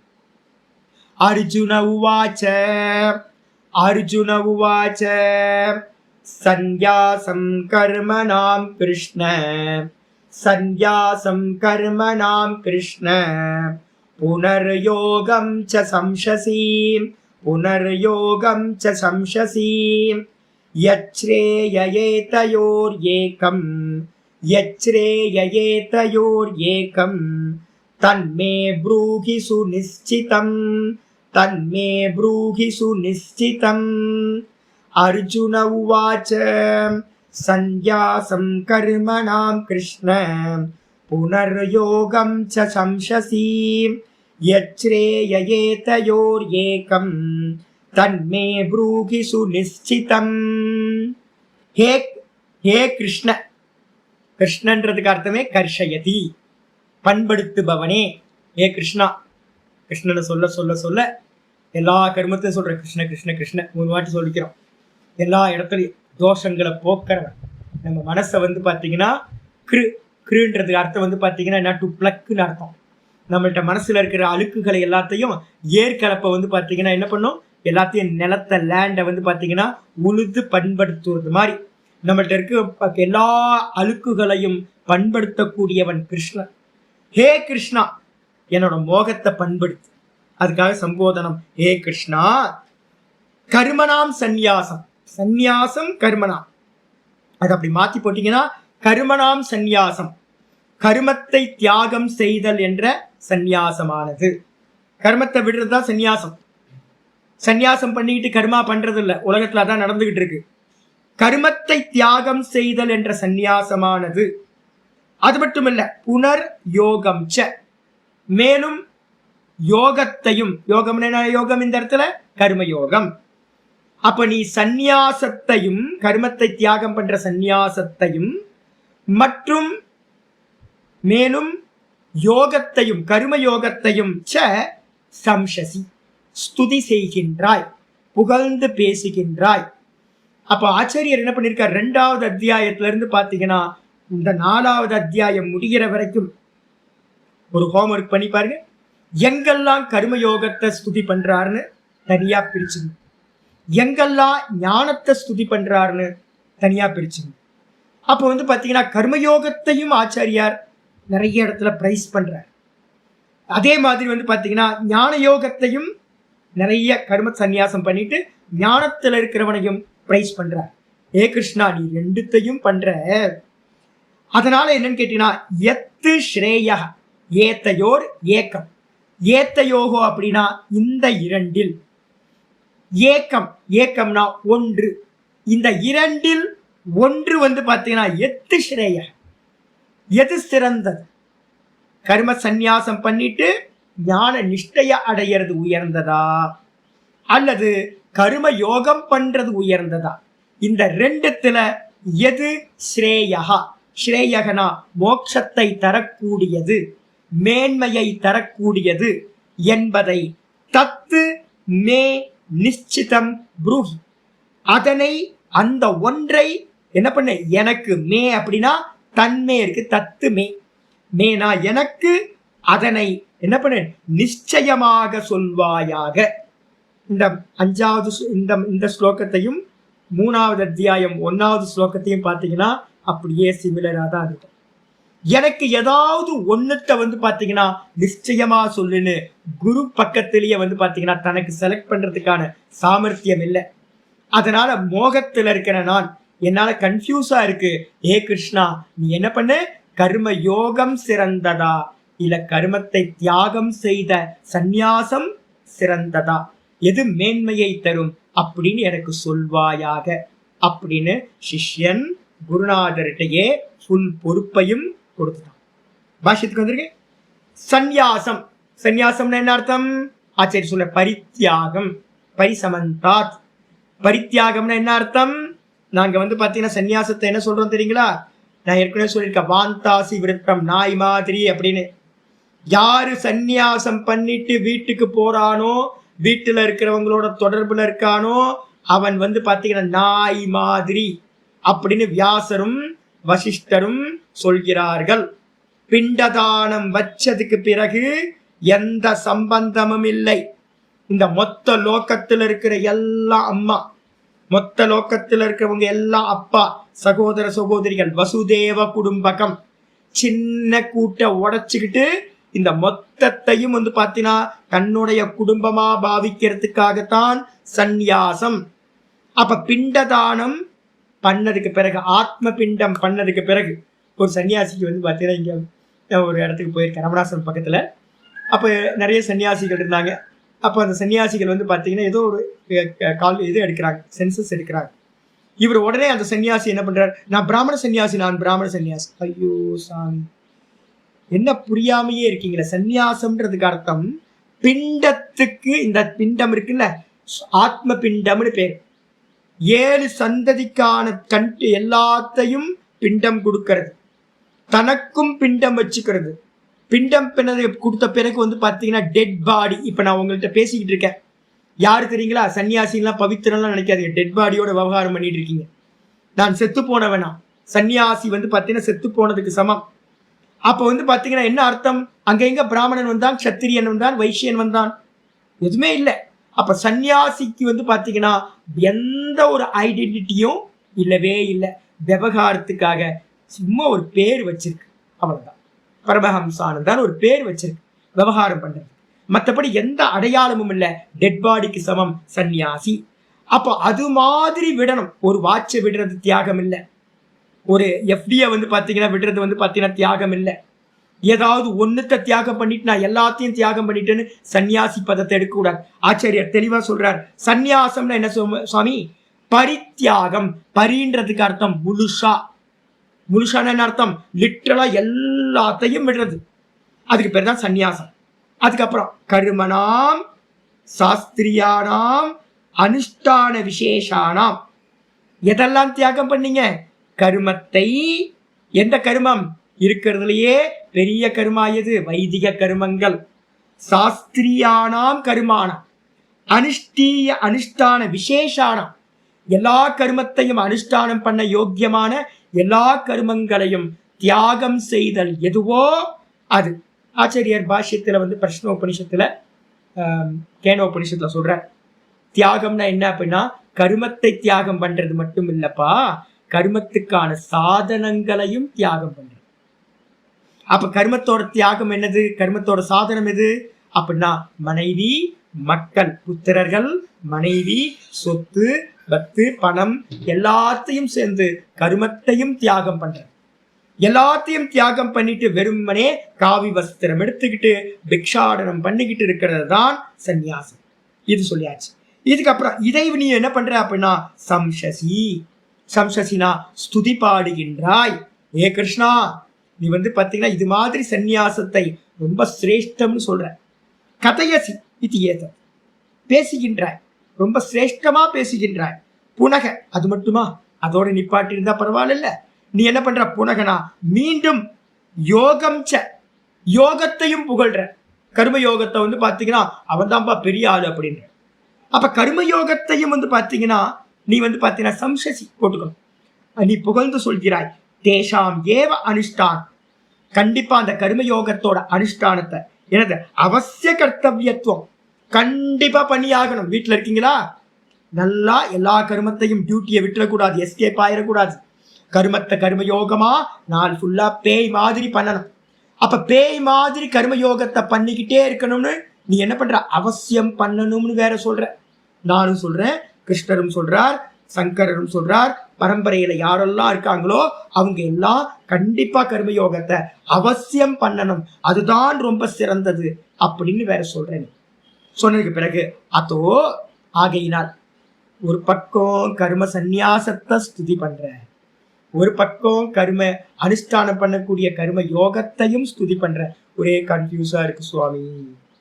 அர்ஜுனன் கேட்கிறான், அதோ ஆகையினால் மே கதரத்து ஸ்ரேய, இது இந்த ரெண்டுத்துல எது சிறந்தது என்பது இது சம்சயா, எனக்கு பாத்தீங்கன்னா சந்தேகம் உண்டாகுது கிருஷ்ணா, எது சிறந்தது அப்படின்னு. கிம் கர்ம அனுஷ்டானம் ஸ்ரேயா கிம் வா தத்ஹானம், இது எனக்கு ஒரு டவுட் வருது. கர்மயோகம் சிறந்ததா அல்லது கர்ம சந்நியாசம்? தத்ஹானம், தத்தானம் இருக்கு, அதுக்கு வந்து ஹானம்னு அர்த்தம். ஹானம்னா தியாகம்னு அர்த்தம். அப்போ அதை தியாகம் செய்தல் வந்து பாத்தீங்கன்னா சிறந்ததா அப்படின்னு கேள்வி கேட்க எனக்கு சந்தேகம் வருது கிருஷ்ணா அப்படின்னு சொல்றான். பிரசஸ்ய தரம் ச அனுஷ்டேயம். எதுக்காக இந்த கேள்வி கேட்கிறேன் அப்படின்னா, எது சிறந்ததுன்னு தெரிஞ்சா அதை நம்ம ஈஸியா அனுஷ்டானம் பண்ணலாம். நமக்கு வந்து பாத்தீங்கன்னா மார்க்கெட்ல எந்த விஷயமா இருக்கட்டும், ஏன் இவ்வளவு ஆட் எல்லாம் வருது, ஒன்னத்தை பத்தி கம்பேர் பண்ணி நிறைய ஆட் வந்துகிட்டே இருக்கு. எதுக்காக அப்படின்னா, அவன் என்ன பண்றான், எது சிறந்ததுன்னு தெரிஞ்சா நம்ம என்ன பண்ணுவோம், வாங்கி அதை வந்து யூஸ் பண்ணலாம். அதே மாதிரி இந்த ரெண்டுத்துல எது பெஸ்ட்னு தெரிஞ்சது அப்படின்னா, ரொம்ப ஸ்துதிக்கத்தக்கது சிறந்தது அப்படின்னு தெரிஞ்சதுன்னா அதை வந்து அனுஷ்டேயம் அனுஷ்டானம் பண்ண முடியும். அத்தக ஆகையினால் அத்தகச்ச ஸ்ரேயக பிரசஸ்யதரம் ஏத்தையோ. இந்த ரெண்டுத்துல கர்ம சந்நியாச கர்மயோக அனுஷ்டான யோகம், கர்ம சந்நியாசம் மற்றும் கர்ம யோகம், இந்த ரெண்டுத்துல பிரசஸ்யதரம் எது ரொம்ப ஸ்துதிக்கத்தக்கது, ஸ்ரேயக எது மேன்மையை தரக்கூடியது அப்படின்னு வந்து பாத்தீங்கன்னா, எது அனுஷ்டானாத் ஸ்ரேயோ அவாப்தி, இந்த ரெண்டுத்துல எதை அனுஷ்டானம் பண்றதுனால எனக்கு ஸ்ரேயஸ் கிடைக்கும், மோட்சம் கிடைக்கும், மம சியாத் எனக்கு உண்டாகும் அப்படின்னு இது மன்யசே, இதை நீ நினைப்பாயாகில். அர்ஜுனன் கிருஷ்ணனை பார்த்து சொல்றான், நீ எதை அனுஷ்டானம் பண்ணா எனக்கு மோட்சம் கிடைக்கும்னு நீ நினைக்கிறியோ, தத்து ஏக்கம் அத ஒன்ன வந்து பாத்தீங்கன்னா என்ன பண்ணு, அந்நியத்தரத்து சக ஏக புருஷ அனுஷ்டானத்துவ அசம்பவாத், ரெண்டுத்தையும் வந்து பாத்தீங்கன்னா ஒரே பர்சன் பண்ண முடியாது. சகசமுச்சயம் சொல்லுவோம், அது முடியாது. டெக்னிக்கலா வந்து பாத்தீங்கன்னா ஈஷாவாசியம் படிச்சிருந்தீங்கன்னா தெரியும், சகசமுச்சயம் அப்படின்னு சொல்லுவோம். கருமத்தையும் ஞானத்தையும் சேர்ந்து அனுஷ்டிக்க முடியாத காரணத்தால், கருமத்தியாகத்தையும் கர்ம யோகத்தையும் சேர்ந்து பண்ண முடியாத காரணத்தால் என்ன பண்ணுது அப்படின்னா, இதுல ஏதாவது ஒண்ண வந்து பாத்தீங்கன்னா மே ப்ரூஹி சுனிச்சிதம், நீ நல்லா நிச்சயம் பண்ணி என்ன பண்ணு, எனக்கு வந்து பாத்தீங்கன்னா அபிப்ரேதம் தவ இது, உன்னுடைய அபிப்பிராயம் எதுவோ அதை எனக்கு வந்து பாத்தீங்கன்னா நிச்சயம் பண்ணி சொல்லுங்க குருநாதரே அப்படின்னு அர்ஜுனன் கேள்வி கேட்டான். கேள்வி கேட்டோன பதில் சொல்ல ஆரம்பிக்கிறார் கிருஷ்ண பரமாத்மா. அபிப்பிராயம் ஆச்சக்ஷானோ நிர்ணயாய. ரொம்ப ஆச்சரிய கிளியரா அவதாரிகா பாஷ்யம் 2வது ஸ்லோகத்துக்கு சொல்ற. ஸ்வாபிப்பிராயம் ஆச்சக்ஷானோ, கிருஷ்ணருக்குன்னு ஒரு அபிப்பிராயம் இருக்கா? யார்? ஈஸ்வரனாச்சு. ஈஸ்வரனுக்கு தெரியுமா கர்மத்தோட மர்மங்கள் எல்லாம், ரகசியங்கள் எல்லாம் தெரியும். எதற்கு இருக்கிற அர்ஜுனனை பத்தியும் தெரியும், அவனோட மோகத்தை பத்தியும் தெரியும். அதனால வந்து பாத்தீங்கன்னா ஸ்வ அபிப்பிராயம் ஆச்சக்ஷானோ, அர்ஜுனனோட சந்தேகத்தை வந்து பாத்தீங்கன்னா நல்லா புரிஞ்சுக்கிட்டு தன்னுடைய அபிப்பிராயத்தை வந்து பாத்தீங்கன்னா நிர்ணயம் பண்ணி சொல்வதற்காக என்ன பண்றார் கிருஷ்ண பரமாத்மா ஸ்லோகத்தை ஆரம்பிக்கின்றார்.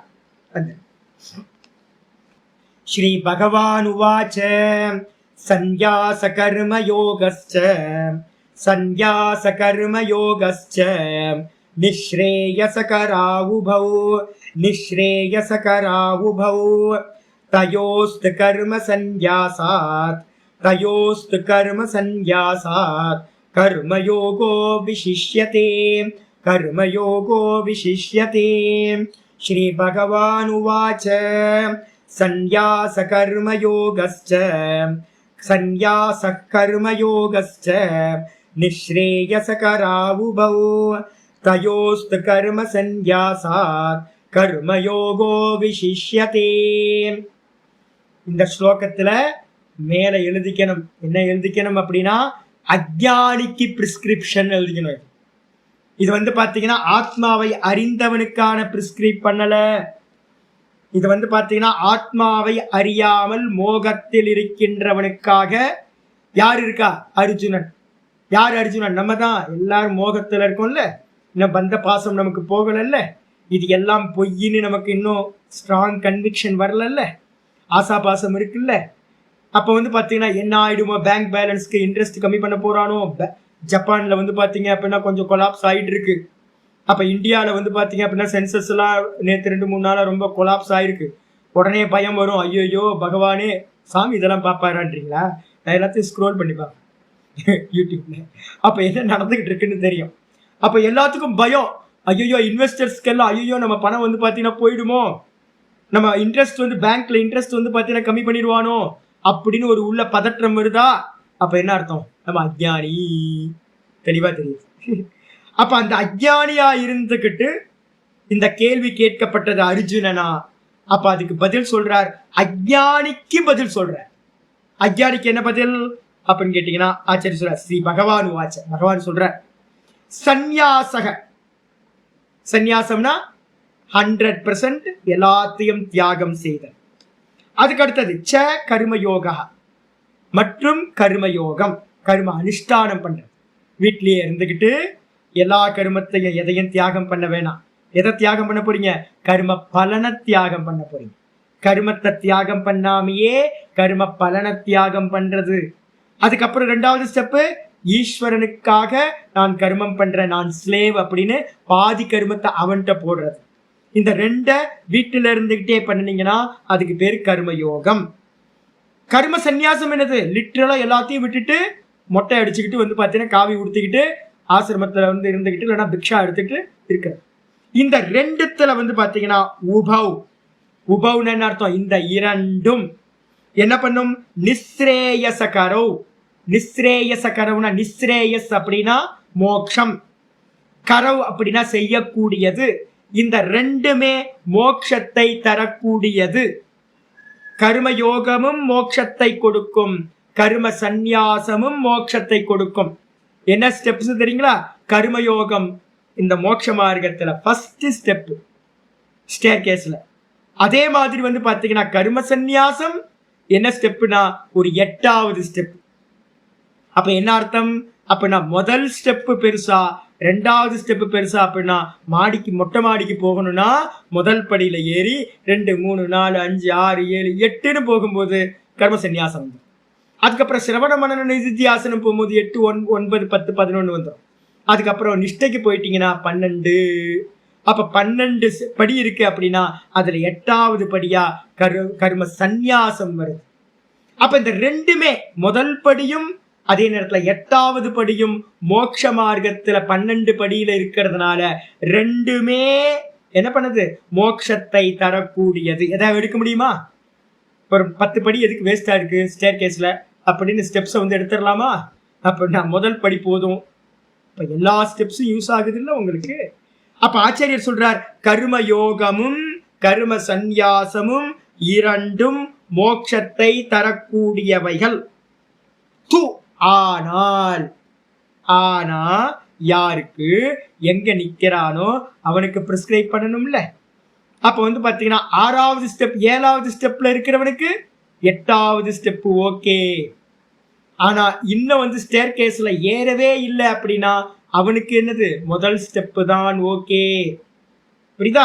அப்ப அதனால வந்து பாத்தீங்கன்னா தயோகோ, இந்த 2ல் என்ன அர்த்தம்? கர்மயோகம் கர்ம சந்நியாசம். இந்த 2ல் கர்ம சந்நியாசாத், கர்மத்தை தியாகம் செய்தல் என்ற கர்ம சந்நியாசத்தை காட்டிலும் கர்மயோகமானது, கர்மயோகா விசிஷ்யதே. விசிஷ்யத்தேனா மிகவும் சிறப்பானதாகும். அப்ப முதல் ஸ்டெப் வந்து பாத்தீங்கன்னா உள்ள மோட்ச மார்க்கத்துல இறங்குறவனுக்கு கர்மத்தை தியாகம் பண்ணிட்டு உட்காரக்கூடாது. நான் நேற்று கூட ஒருத்தர் போனேன், திருவண்ணாமலை ஒரு ப்ரொஃபஸர் வந்து இறங்கியிருக்கார். முட்டாள்தனமா எதையோ பேசிட்டு இருப்பார் அவர் எதையாவது. நான் தான் யோசிச்சேன், நான் ஐயோ கர்ம சந்நியாசம்ன்றது வந்து பாத்தீங்கன்னா மோட்ச மார்க்கத்துல இன்னும் போக வேண்டிய தூரத்துக்கு முதல் ஸ்டெப். இவர் என்ன நினைச்சிட்டாருன்னா காவியை போட்டு வந்து உட்கார்ந்தா வந்து பாத்தீங்கன்னா எல்லாம் முடிஞ்சிருச்சுன்னு நினைச்சிட்டார்.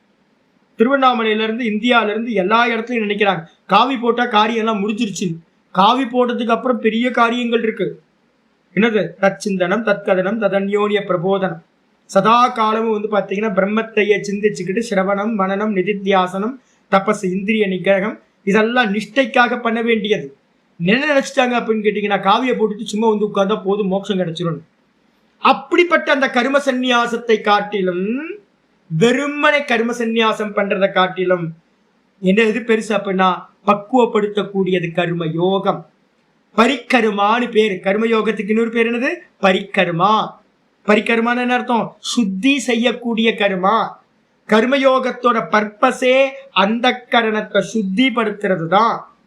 அப்ப சுத்தப்படுத்தாம நீங்க பாத்தீங்கன்னா கர்ம சந்நியாசம் எடுத்துக்கிட்டீங்கன்னா அப்படியே அழுக்கோட பொல்யூஷனோடைய அழுக்கு சன்னியாசியா இருப்பீங்க. பக்குவப்படாத சன்னியாசியா போயிடுவீங்க. மோகத்திலேயே இருப்பீங்க. அதை காட்டிலும் பக்குவப்படுத்தக்கூடிய இந்த கர்மயோகமானது மிகவும் சிறந்தது சொல்லியாச்சு. பாஷ்யத்துக்கு சந்நியாசக, சந்நியாசகன்றதுக்கு அர்த்தம் கர்மனாம் பரித்தியாக சொல்லிட்டார். கர்மத்தை முற்றிலும் விடுதல், 100% கர்மத்தை தியாகம் பண்றது. வேற என்ன கர்மா இருக்கும்? சிரவணம், மனனம், நிதித்தியாசனம், குரு சேவா, அதுக்கப்புறம் பாத்தீங்கன்னா ஈஸ்வர உபாசனம். இதை தவிர்த்துட்டு வேற எந்த கர்மமும் இல்லை. தபஸ்வாத்தியாய ஈஸ்வர பிரணிதானானி கிரியா யோகா, யோக சூத்திரத்தை சொல்லுது. முமுட்சுக்கு என்ன கர்மம்பா அப்படின்னா தபசு. தபசுனா இந்திரியங்களையும் மனதையும் கண்ட்ரோல் பண்றது. அதுக்கப்புறம் சுவாத்தியாயம், தபஸ்வாத்தியாய. சுவாத்தியாயம் இது அப்படின்னா பிரணவ ஜபம் கூட ஈஸ்வர பூஜா. முக்கியமா சுவாத்தியாயம். சுவாத்தியாயத்துக்கு அப்புறம் கூட என்னது? இந்த கிரந்தங்களை பாத்தீங்கன்னா விசாரம் பண்றது. அப்புறம் ஈஸ்வர பிரணிதானம், ஈஸ்வரனை சரணாகதி பண்றது. இந்த 3 தான் முமுட்சுக்கு பாத்தீங்கன்னா முக்கியமான கர்மா. அப்போ மத்த எல்லாத்தையும் என்ன பண்றது? தியாகம் பண்றது. மத்த எல்லா நான்சென்ஸ் கர்மங்கள், அந்த நான்சென்ஸா பண்ற எல்லா கர்மத்தையும் தியாகம் பண்றதுதான் சந்நியாசம். அதுக்கப்புறம் கர்மனாம் பரித்தியாகம். கர்மயோகம் கர்மயோகம் எது? தேஷாம் அனுஷ்டானம். சந்நியாசத்துல எந்த கர்மங்களை விடுறோமோ அந்த கர்மங்களை அனுஷ்டானம் பண்றதுதான் கர்மயோகம். அப்ப கர்மயோகம்ன்றதுக்கு அர்த்தம் கர்ம அனுஷ்டானம். அதை ஈஸ்வரார்ப்பணமா பலத்தியாகத்தோட பண்றது. அதே நேரத்துல கர்ம சந்நியாசம் அந்த கர்மங்களை எல்லாத்தையும் விடுறது. இந்த ரெண்டுத்துல பாத்தீங்க அப்படின்னா ஆச்சாரியர் சொல்ற தேஷாம் அனுஷ்டானம் தௌ உபவ் அப்படி. அந்த இரண்டிலும் கூட நிஸ்ரேயசகரம். இந்த ரெண்டுமே பாத்தீங்கன்னா என்ன பண்ணக்கூடியது? மோட்சத்தை தரக்கூடியது. நிஸ்ரேயஸ்னா என்ன அர்த்தம்? ஆச்சாரிய சொல்ற நிஸ்ரேயசம் மோக்ஷம் குருவாதே. இந்த இரண்டும் மோட்சத்திற்கான சாதனங்கள். பக்காவா பிரிச்சுக்கணும். ரெண்டுமே மோட்ச சாதனம். கர்மயோகமும் மோட்ச சாதனம், கர்ம சந்நியாசமும் மோட்ச சாதனம். ஆனா பாத்தீங்கன்னா ஒண்ணு முதல் ஸ்டெப்பு, இன்னொன்னு பாத்தீங்கன்னா 8வது ஸ்டெப். இவ்வளவுதான் வித்தியாசம். அப்போ யாராவது பாத்தீங்கன்னா அதான் ஒரு தோசையை பிச்சு எடுத்துக்கிட்டாங்கன்னு சொன்னோம் பாத்தீங்களா? ஒரு இன்ஸ்டிடியூஷன் என்ன பண்ணிடுச்சு? கர்மயோகத்தை பாத்தீங்கன்னா அவங்க மோட்டோவா எடுத்துக்கிட்டு வாழ்நாள் ஃபுல்லா கர்மயோகமே. ஐயோ, அப்ப எப்பயா பாத்தீங்கன்னா அடுத்தடுத்த ஸ்டெப்புக்கு போவேன்? அடுத்தடுத்த ஜென்மத்திலையா? ஒரு பூரணமா ஒரு மனுஷனுக்கு பாத்தீங்கன்னா ஸ்டெப்ஸ் சொல்லுது. கடைசியில மோட்சத்தை அடையிறதுக்கு மார்க்கத்தை சனாதன தர்மம் சொல்லுது. அப்ப பாத்தீங்கன்னா பிச்சு எடுத்துக்கிட்டு கர்மயோகம் போதும் அப்படின்னா முதல் ஸ்டெப்பே போதுமா உனக்கு? ஏறி போகணும்ப்பா, அடுத்தடுத்த ஸ்டெப்புக்கு போகணும். ஃப்ரீஸ் ஆகி பாத்தீங்கன்னா எனக்கு கர்மயோகமே போதும் அப்படின்னு ஃப்ரீஸ் ஆயிட்டார். இதெல்லாம் இந்த பாத்தீங்கன்னா 19th செஞ்சுரியில நடந்த கோளாறு. இதெல்லாம் விவேகானந்தர் அப்படி சொல்லவே இல்லை. விவேகானந்தர் என்ன பண்றாரு அப்படின்னா இதெல்லாம் சொல்லும் போது அவர் சொல்றார், ஒரு 50 வருஷம் கழிச்சு இப்ப பண்ற இந்த கர்மயோகம்லாம் தேவைப்படாது உங்களுக்கு. சொசைட்டி அந்த சோசியல் ஆக்டிவிட்டிஸ் எல்லாம் நிறைய பண்ணிட்டு இருந்தாங்க. அதெல்லாம் பண்ண சொன்னார் விவேகானந்தர் தான். ஆனா அவரே சொன்னார் இன்னும் பாத்தீங்கன்னா இந்தியா மாறிடும்னு 50 வருஷம் கழிச்சு. இப்ப நம்ம பண்ற கர்மாலாம் தேவைப்படாதுன்னே சொன்னார். ஆனாலும் பாத்தீங்கன்னா நிறைய என்ன பண்றாங்க? சிரவண மனன நிதித்தியாசனம் விட்டுட்டு என்ன பண்றாங்க? ராமகிருஷ்ண பரமஹம்சரையும் விவேகானந்தரையும் வச்சுக்கிட்டு நிறைய ஸ்கூல்ஸ் அது இதுன்னு விவகாரமோ விவகாரம். அப்ப என்ன அர்த்தம் கேட்டீங்கன்னா முதல் ஸ்டெப்பையே பிடிச்சுக்கிட்டு ஃப்ரீஸ் ஆயிடுறது. ஆனா ஆச்சாரியர் சொல்றாரு என்னன்னு கேட்டீங்கன்னா ரெண்டுமே மோட்சத்தை தரக்கூடியது. ஆனா பாத்தீங்கன்னா ஒண்ணு முதல் ஸ்டெப்பு கர்ம சந்நியாசம், 8வது ஸ்டெப் கர்மயோகம் முதல் ஸ்டெப் தாண்டி வரணும். அதுக்கப்புறம் ஆச்சாரியர் சொல்றாரு ஞான உற்பத்தி ஹேத்துத்வேன். ரெண்டுமே ஞானத்தை உற்பத்தி பண்ணக்கூடிய காரணமாக இருப்பதால் ஞானத்தை உற்பத்தி பண்றதுக்கு எது காரணமா இருக்கு அப்படின்னா கர்மயோகமும் ஞானத்தை உற்பத்தி பண்றதுக்கான ரீசனா இருக்கு. அதே மாதிரி கர்ம சந்நியாசமும் மோட்சத்தை ஞானத்தை உண்டு பண்றதுக்கு காரணமா இருக்கு. அதனால உபவ் யத்யபி நிஸ்ரேயசகரவ். எப்படி இருந்தாலும் இந்த இரண்டும் மோட்சத்தை செய்வதாக இருந்தாலும் ததாபி அப்படியே இருந்தாலும் கூட தயோகோ இந்த இரண்டில் என்னன்னு கேட்டீங்கன்னா து இந்த இரண்டிலோ எனில் நிஸ்ரேயசஹேத்வோஹோ மோட்சத்தை தரக்கூடிய காரணங்களா இருக்கிற சாதனங்களா இருக்கிற இந்த இரண்டில் கர்ம சந்நியாசாத், கர்ம சந்நியாசத்தை காட்டிலும், பஞ்சமி கம்பேரிசன். அப்ப கர்ம சந்நியாசத்தை காட்டிலும் எப்படிப்பட்ட கர்ம சந்நியாசம்? கேவலாத்து கர்ம சந்நியாசா. ரொம்ப வார்த்தை முக்கியமா போடுறாரு, அட்ஜெக்டிவ் இது. என்னன்னு கேட்டீங்கன்னா, வெறுமனே சந்நியாசம் எடுத்துக்கிறது, வீட்டை விட்டு டைரக்டா வந்து ரா மெட்டீரியலா. இங்க நிறைய பேர் அப்படிதான், எஸ்கேபிசம். நிறைய பேருக்கு வேலை செய்ய முடியல, நிறைய பேருக்கு கடன் பிரச்சனை, நிறைய பேருக்கு ஏதாவது வந்து பாத்தீங்கன்னா ஏதாவது தப்பு பண்ணியிருப்பாங்க, வீட்டில் சண்டை, கொண்டாட்டியோட ஒய்ஃபோட வந்து பாத்தீங்கன்னா பிரச்சனை, பையனோட பிரச்சனை. என்ன பண்ணலாம் அப்படின்னா, ஒரு மோகத்துல வந்து நேரா வந்து திருவண்ணாமலையில இறங்கி ட்ரெஸ் வந்து ஃப்ரீயா நாங்க எங்களை மாதிரி ஆட்கள் கொடுப்போம், ஃப்ரீயா எடுத்து 40 ரூபாய்க்கு இல்லைன்னா 40 ரூபாய்க்கு வாங்கிக்கலாம். சன்னியாசம் எவ்வளவு ரூபா? 40 ரூபாய். வேட்டியை வந்து கட்டிக்கலாம். கட்டிட்டு நானும் சன்னியாசி அப்படின்னு எவன் உட்கார்றானோ, கல்டிவேட் ஆகாம வெறும் கேவலம் ட்ரெஸ்ஸை மட்டும் மாட்டிக்கிட்டு நான் சன்னியாசி அப்படின்னு பேரை மட்டும் மாத்திக்கிட்ட அந்த சந்நியாசத்தை காட்டிலும், மோகத்தினால எடுக்கக்கூடிய ஞானமில்லாத வைராக்கியமில்லாத சந்நியாசத்தை காட்டிலும் கர்மயோகோ விசிஷ்யதே, கர்மயோகம் சிறந்தது என்று சொல்லப்படுகிறது. இது கர்மயோகம் ஸ்தௌதி. அப்ப பகவான் என்ன பண்றார் அப்படின்னு கேட்டீங்கன்னா, கர்மயோகத்தை ஸ்துதி செய்கின்றார். எதை கம்பேர் பண்ணிட்டு? அஜ்ஞானி எடுக்கக்கூடிய கர்ம சந்நியாசத்தை காட்டிலும் அஜ்ஞானிக்கு வந்து பாத்தீங்கன்னா கர்மயோகம் தான் சிறந்தது. இதே வார்த்தையை வந்து பாத்தீங்கன்னா ஒருத்தர் சிரவணம் மனனம் பண்ணிக்கிட்டு இருக்கார், அவர்கிட்ட போய் இந்த வார்த்தையை சொல்லலாமா? சொல்லக்கூடாது. ஒருத்தர் சிரவணம் பண்ணி முடிச்சுட்டார், அவர்கிட்ட போயிட்டு நீங்க வந்து பாத்தீங்கன்னா ஊர்ல இருக்க கர்மத்தெல்லாம் பண்ணுங்கன்னு சொல்லலாமா? சொல்லக்கூடாது. பேசாம சும்மா என்ன பண்ணுங்க, மனன நித்தியாசனத்தை பண்ணிக்கிட்டு பேசாம உட்காருங்க, எல்லா கர்மத்தையும் விட்டுருங்க, விட்டுட்டு சும்மா இருங்கன்னு சொல்லுங்க. அப்ப அஜ்ஞானிக்கு வந்து பாத்தீங்கன்னா கர்மயோகத்தை சிறந்ததுன்னு சொல்றோம். அதே நேரத்துல ஞானி புருஷனுக்கு என்ன சொல்றோம்? ஞானத்தை அடைஞ்சவனுக்கு கர்மத்தை தியாகம் பண்ணிட்டு நிஷ்டைக்கு உட்காருங்கன்னு சொல்றோம். அப்ப பிரிஸ்கிரைப் பண்றது யாருக்கு அப்படின்னு நல்லா புரிஞ்சுக்கணும். அப்படின்னு இது முடியுது. நாளைக்கு மீதியை நம்ம பார்க்கலாம். ஓம் பூர்ணமத பூர்ணமிதம் பூர்ணாத் பூர்ணமுதச்யதே பூர்ணஸ்ய பூர்ணமாதாய பூர்ணமேவாவசிஷ்யதே. ஓம் சாந்தி சாந்தி சாந்தி. ஹரி ஓம் ஸ்ரீ குருभ्यो நமः. ஹரி ஓம். கீதா சாஸ்திரமிதம் புண்ணியம் யः பठेत प्रयतः पुमान् विष्णो पदमवाप्नोति वयसोकादिवर्जितः.